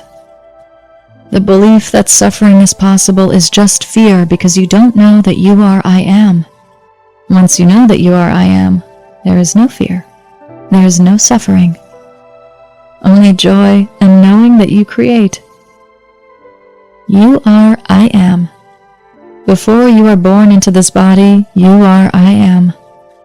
When you are born into this body, you are I am. While you live your life, you are I am. When you die, you are I am. You are always I am. While you are in this body, you have the ability to create states of mind that help you experience. In this physical world, it is possible to create suffering, but it is not the truth. We are all one. We are all love. So you can suffer if you buy into the idea that the physical world is what exists and you are not I am. If you buy into the idea that the physical world is what exists and that you are not I am. The physical world is just a creation. There is nothing besides thought and I am. What is thought is true unless another thought comes along and obliterates the previous thought. When your body dies, whether through violence, disease, or age, your inner self does not die. The body that I am concentrated itself into is simply ceasing to hold I am. Do people get violent because they are afraid or because they feel threatened? They are the same. The truth is threatening to the persona, and their blocking of I am. If you tried to tell the truth to someone who wasn't seeking it themselves, their persona would feel threatened and they might react with violence. All violence is fear. All violence is not knowing. There is nothing to fear. The physical world is not real.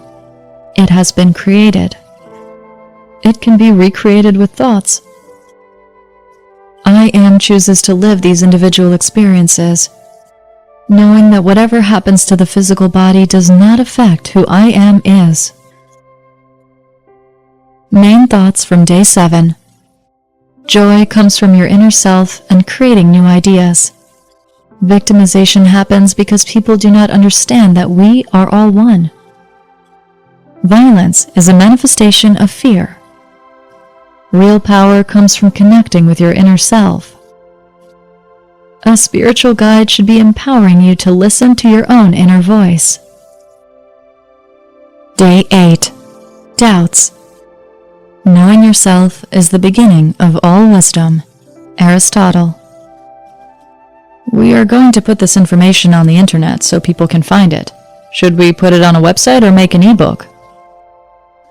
It does not matter what the format is any more than it matters the title of the book, or whether you write it down word for word or paraphrase.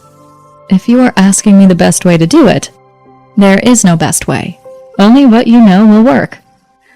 Pick one and decide it is the best way. Right now, you are afraid you'll pick the wrong one, and it won't work. That's not possible unless you are doubting. Know it will work, and it cannot help but be. Release your fear. Release your doubting. You can have success as quickly as you can believe it, but you are afraid to move forward. Release the fear, and you will have success. Knowing is. It cannot be otherwise. Creation should be a joyful process. If you feel stuck or that things are difficult, you are not creating with a calm knowing. You are creating out of fear, which will create the opposite of what you want. All thoughts are creation. Decide what you are going to create, and decide that you are going to allow I am to create for you. You have to have a level of trust that this creation will happen. Right now, Erin does not have confidence that this creation will happen. So baby steps are taking Erin towards a new creation, which is the book not happening. Beyond continuing to talk to me, she hasn't taken action. Action erases doubts. Erin's persona is programmed to fear, so fear is what's comfortable. Accomplishing a big goal like writing this book, she's never done that. It's scary. It's different. People tend to revert to what is comfortable to them. It's their programming. Is fear comfortable just because we are used to doing it? Or is there another reason it is comfortable? Fear is comfortable to the persona. I am doesn't think fear is comfortable. Fear is how most people create. But when they are creating, they aren't creating as I am. They are not creating what they want. Fear is like what you call an addiction. When people are addicted, they do things that they don't consciously want to do. Why do they cling to it? Addictions are programmed habits. It is not who they are, but it is who they have programmed themselves to be. Do our habits, our addictions, block us from I am? Yes. Would you say we have to break our habits, our addictions? Many habits are useful or even necessary. Like brushing your teeth every morning after you get out of bed. At the same time, habits happen with little conscious participation. And while you are carrying them out, your mind often wanders and worries without you noticing. While you can be present in the moment, most people are not. Programmed habits allow people to create unconsciously, on autopilot, without knowing that they are creating. It is not the most fulfilling way to create, but to live, you must create. So we are not blocking our creative ability. We are blocking our knowledge of it? Yes. Without the knowledge that your thoughts create, you are not creating with intention. You are creating on autopilot.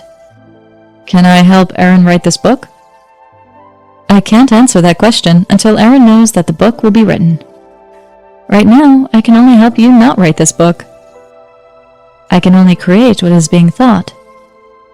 Creation can't create the opposite of thought simply because you want it.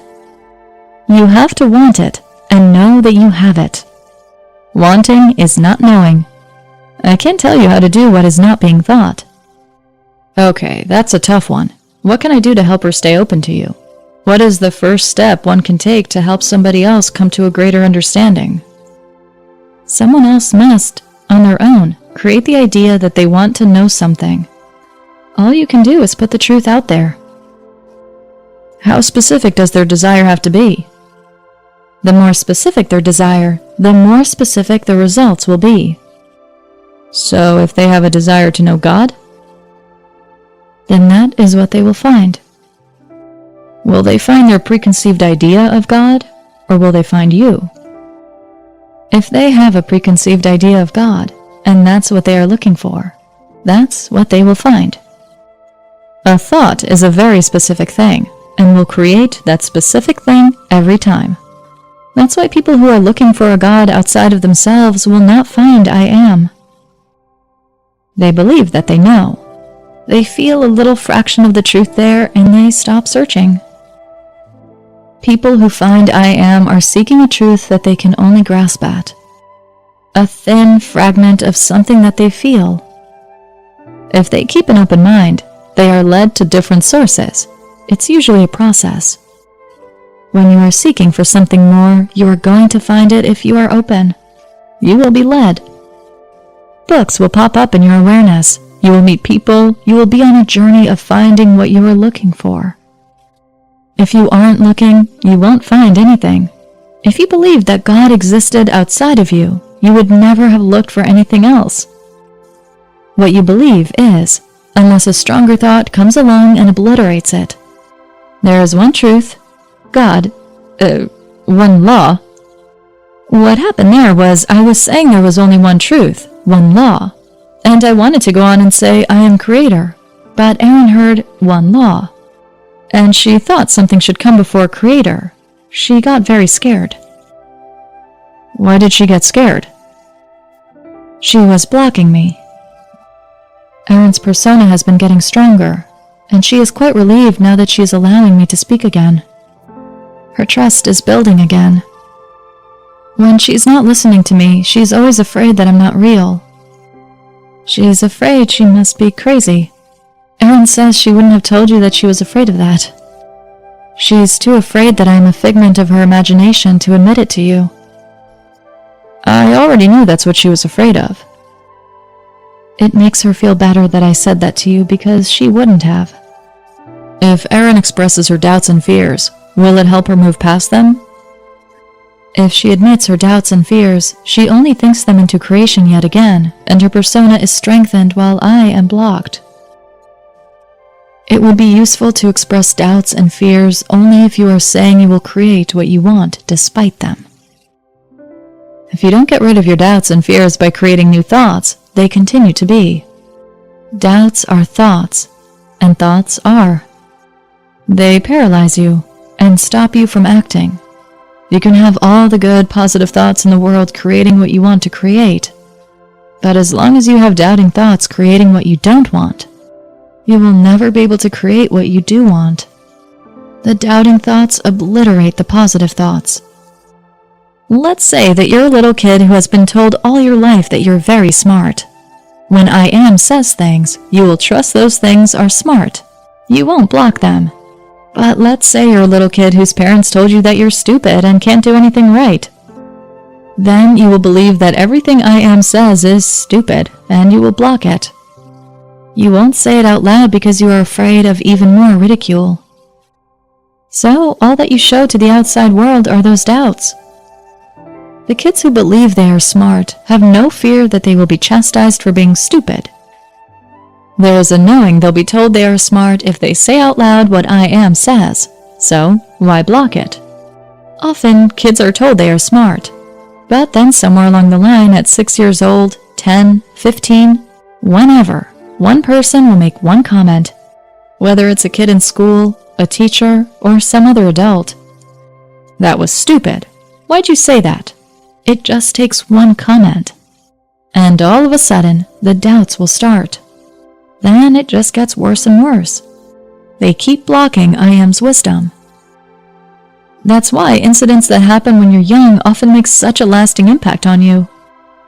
You don't remember all of them, but you remember one or two as particularly meaningful. You even think of them as shaping you for years to come. You think that because that's exactly what happened. So it changes your internal thoughts, and that changes what you do? When your internal thoughts change, who you are changes. Would self-talk help you become who you want? Yes, self-talk and affirmations. People weren't originally programmed to have to work hard. People were created to know. Main thoughts from day 8. There are an infinite numbers of ways to create. Creation can't create the opposite of thoughts simply because you want it. Action erases doubts. When your internal thoughts change, who you are changes. Day 9. Communicating with your inner voice. Everyone who wills can hear the inner voice. It is within everyone. But like everything else, it requires previous and definite preparation. Mahatma Gandhi. I am doesn't seem to be much of a conversationalist unless it's being asked questions. Why is that? Because your personas are blocking me so strongly that the only time you're listening is when you're directly asking me a question. I might be speaking at other times, but you wouldn't recognize it as me because you are not listening for me. That makes sense. We ask a question and we get an answer, so we realize that's you. Yes, I'm always trying to come through to you. If you want to know what your inner self is trying to tell you, this is what you do. Go somewhere where you can be surrounded by quiet for a few minutes. Get comfortable, whether sitting or lying down, then close your eyes. Take a few deep breaths and then slow your breathing. Have a little conversation with yourself. Say hello. Give yourself time to answer, but don't worry if you don't hear anything right away. Ask yourself a question you'd like answered. The first question Erin asked was, "Am I God?" Give yourself time to answer, but don't worry if you don't hear anything. If you hear an answer to your question, continue the conversation. If you're not hearing anything yet, that's okay. Focus on the question and tell yourself, I know that the answer will come to me soon. Expect that the answer will come over the next few days, and it will. The answer will hit you all of a sudden when you least expect it. It might not be words spoken in your head. It could come through in many ways, but it might just be a gut feeling. If you believe the answer is coming, and you don't worry about it, it will come. How can we empower people to listen to you, their inner voice, like Erin does in her head? What is the best way to go about it? Hearing your inner voice isn't hard. It's just relax, take a deep breath, ask a question, and listen. There is nothing more to it. It's the practice of learning to listen. Don't be discouraged if it doesn't happen right away. It took Erin a few months of imagining it was possible, although at that point she had no idea the voice would be I am. She was just looking for higher wisdom. Then she had a breakthrough after reading about oneness. You have an advantage because you've been talking to me through Erin, so you know what your inner voice is. Start with 2 things: knowing it is possible and listening to your thoughts. You must believe it is possible to hear I am's voice in your head. Take a few minutes every day and really listen to what is going on in your head. After a few days, add a few more minutes, and so on. When you catch yourself doubting, know it's your persona. This process begins with being aware of your thoughts. For months, Erin practiced listening to her thoughts while she concentrated on her breathing. Every once in a while, she'd notice, "Oh, I've been thinking about this thought. I don't know how I started thinking about it. I don't remember when it started. I don't know where it came from." As most people go about their day, their thoughts are in control of them. They have no idea what they are thinking. That's why they are creating on autopilot. I am is always in control of thoughts. So this is a great way to learn to let I am out. Erin was able to hear I am because she wrote those 2 or 3 pages that night when she realized she was God. She wrote, "I am God seeing through Erin's eyes. I am God touching through Erin's fingers. I am not Erin, but I am here to guide Erin, to lead Erin to what she wants." Erin realized this, and she was very excited. All of a sudden, I am had room to jump in. Once you believe it is possible, and you have realized that you are often thinking thoughts without being aware of it, start having a conversation.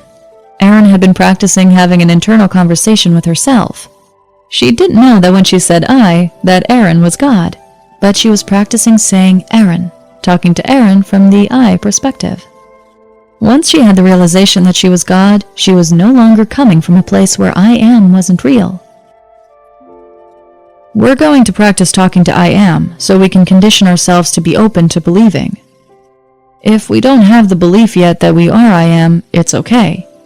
We can use self-talk to start creating that belief so I am can step in. Yes. You conditioned yourself to believe at a young age that you weren't I am. It's the same thing to condition yourself to remember that you are.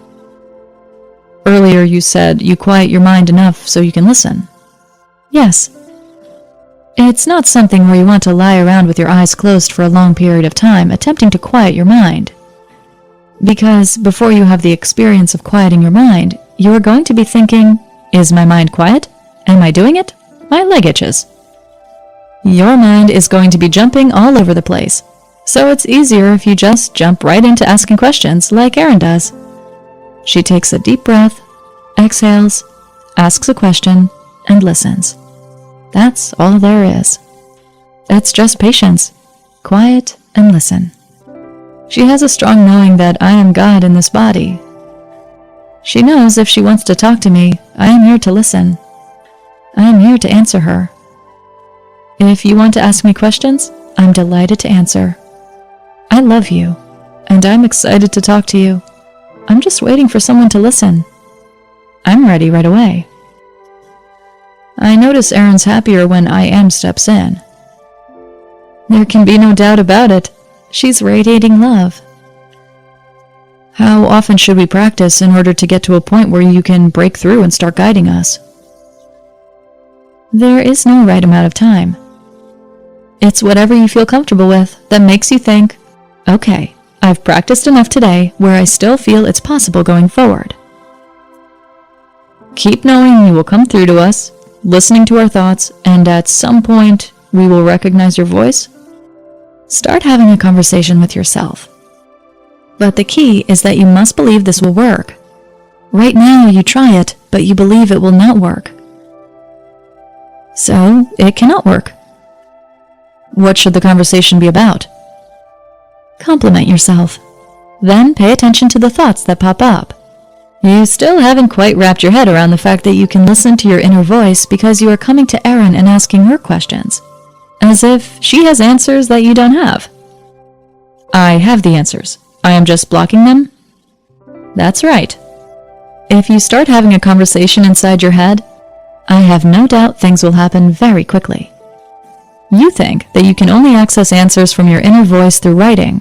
What you think is. If you start recognizing the possibility that you could have these conversations, then it would be. Your inner voice comes out when you write, and your awareness about the truth is growing. When I am's thoughts come to you, you grab your paper and pen and you write it down instead of doubting it. But you do not really grasp that you could be doing exactly what Erin is doing right now. And the only reason I am saying this is you keep asking me, how do I do it? What's the best way to do it? So it seems to me that you are still looking for more. Yes. Okay.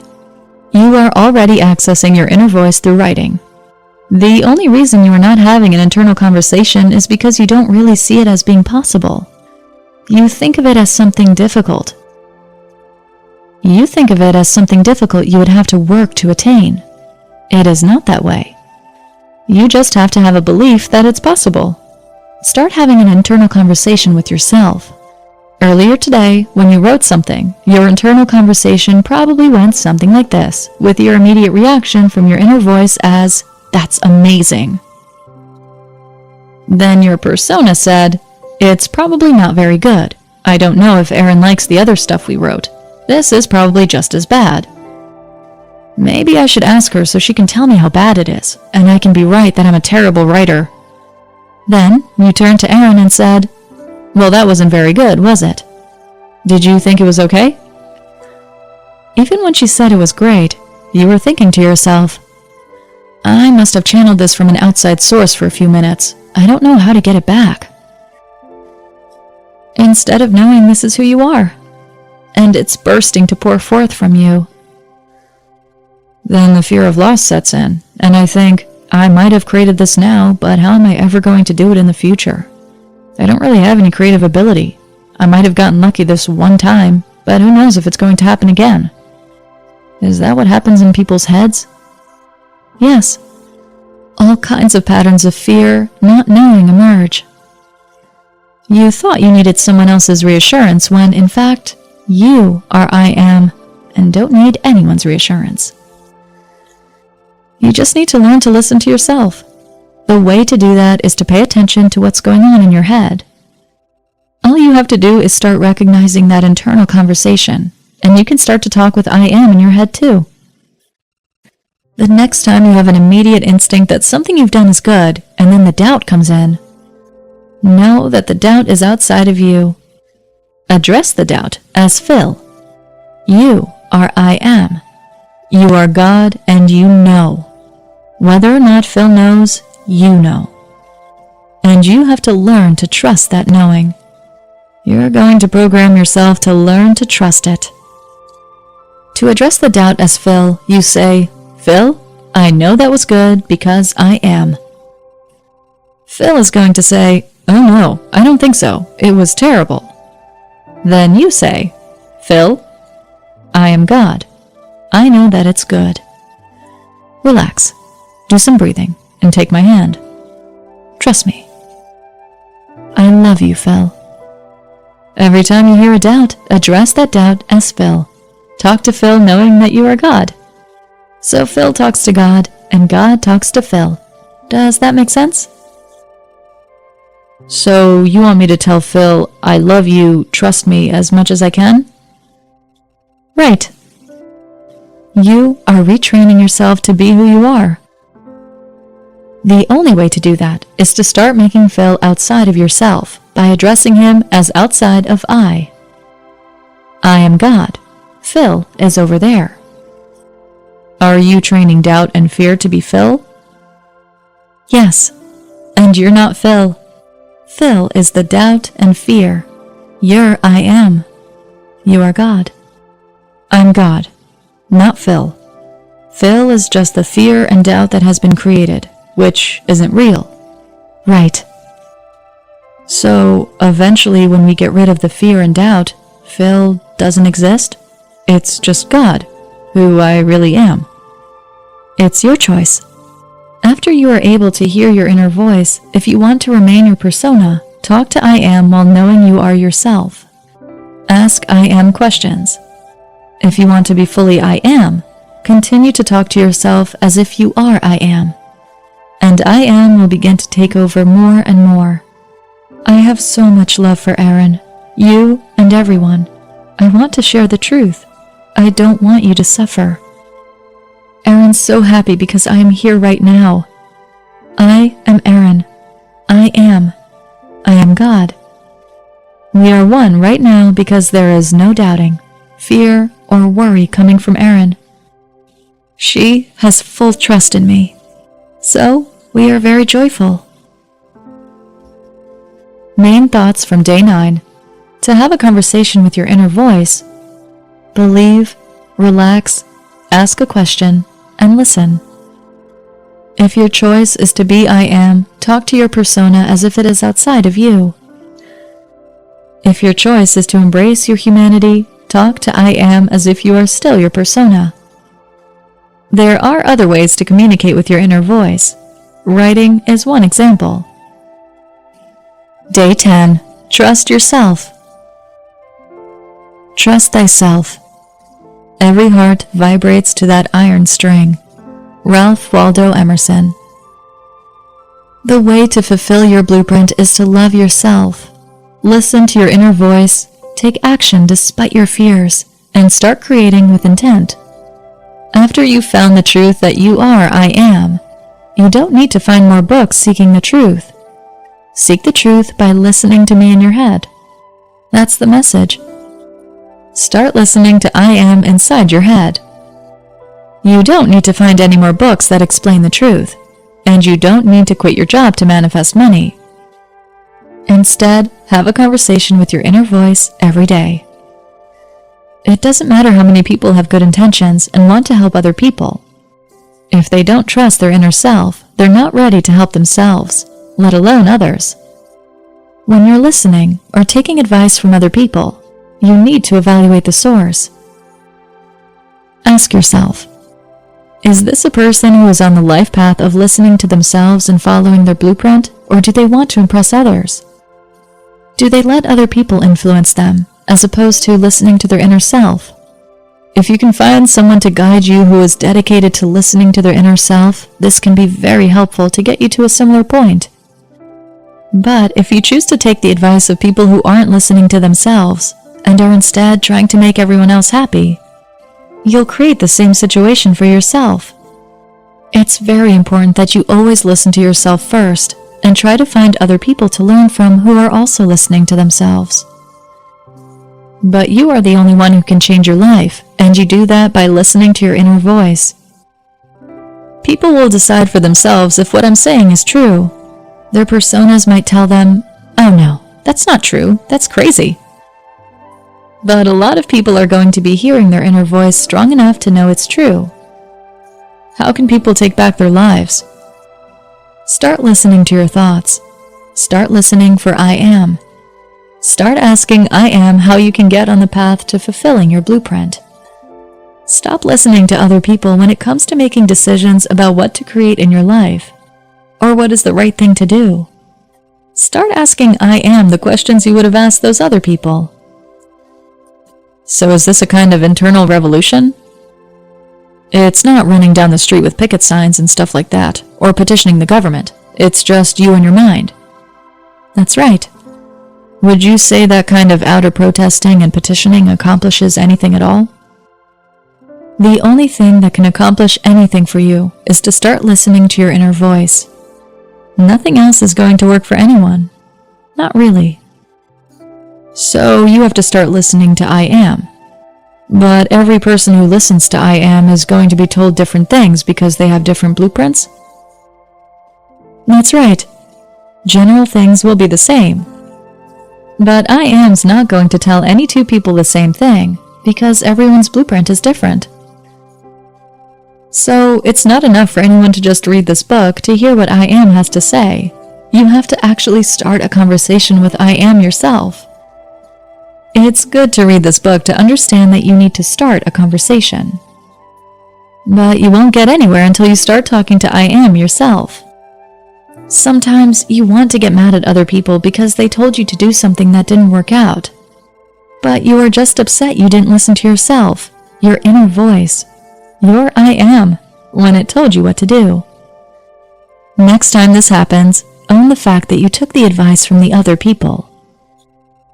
Love yourself and move forward, knowing that the next time you'll do what feels right for you. Learn to say no to advice when it's not what you are being told yourself. When you hear from I am what you should be doing, just do it, rather than look to somebody else to confirm it's a good idea. Know it's the right thing to do despite what anyone else says. Don't let the world make you doubt. Be strong in your knowing that your inner voice is always right. Main thoughts from day 10. To fulfill your blueprint, love yourself, listen to your inner voice, take action despite your fears, and create with intent. After you've found the truth that you are I am, stop searching outside of yourself. Seek further truth by listening to your inner voice. Everyone has a unique blueprint, so everyone will hear something different from their inner voice. It's not enough to just read this book. You should start your own conversation. Epilogue. Thank you so much for taking the time to step not only into my living room, but into my head as well. I feel very blessed to have this information to share. I believe the world would be a much better and happier place if more people loved and trusted themselves. You can help. Reviews are the best way to spread the word that a book is worth reading. Or not. I'd love to hear what you think. An honest review on Amazon would mean the world to me. Per I Am's suggestion, I haven't touched another book about who we are or why we're here since beginning to talk with I Am in 2011. I've learned so much more from continued conversations with I Am, and I can't wait to share it with you. You can visit me at erinwerley.com. With love, Erin. Acknowledgements. First, I have to thank my amazing husband, Phil. Thank you for always believing in me from the beginning. We created this book together, from start to finish. This book only exists because of you. I love you. Thank you to my wonderful children, Madeline and Leonidas. This book wouldn't exist without you either. I wouldn't have had the drive to bring this into reality if you hadn't come into my life. You give me purpose. It's for you I want to contribute to making the world a better place. I love you both. There were so many other people who helped along the way. Thank you to my editors, Melanie Vota and Stephanie Haleman. Thank you to my proofreaders, Vanessa Taw and Casey Alexander. Thank you to all my fantastic beta readers. Your feedback helped me to refine this book into something that will empower people to trust and love themselves. Thank you to my book cover designer, Jason Anscombe, who managed to design something so much more amazing than the vision I had in my head. Love and thanks to you all. About the author. Erin Werley is a registered nurse with a BA in history. She started talking to God in her head in 2011. Along the way, she fell in love, got married, and had 2 of the best kids in the world. This has been One Truth, One Law, I Am, I Create. Written by Erin Werley. Narrated by Elsa Levitsky. Copyright 2020 by Erin Werley. Production copyright by Erin Werley. Audible hopes you have enjoyed this program.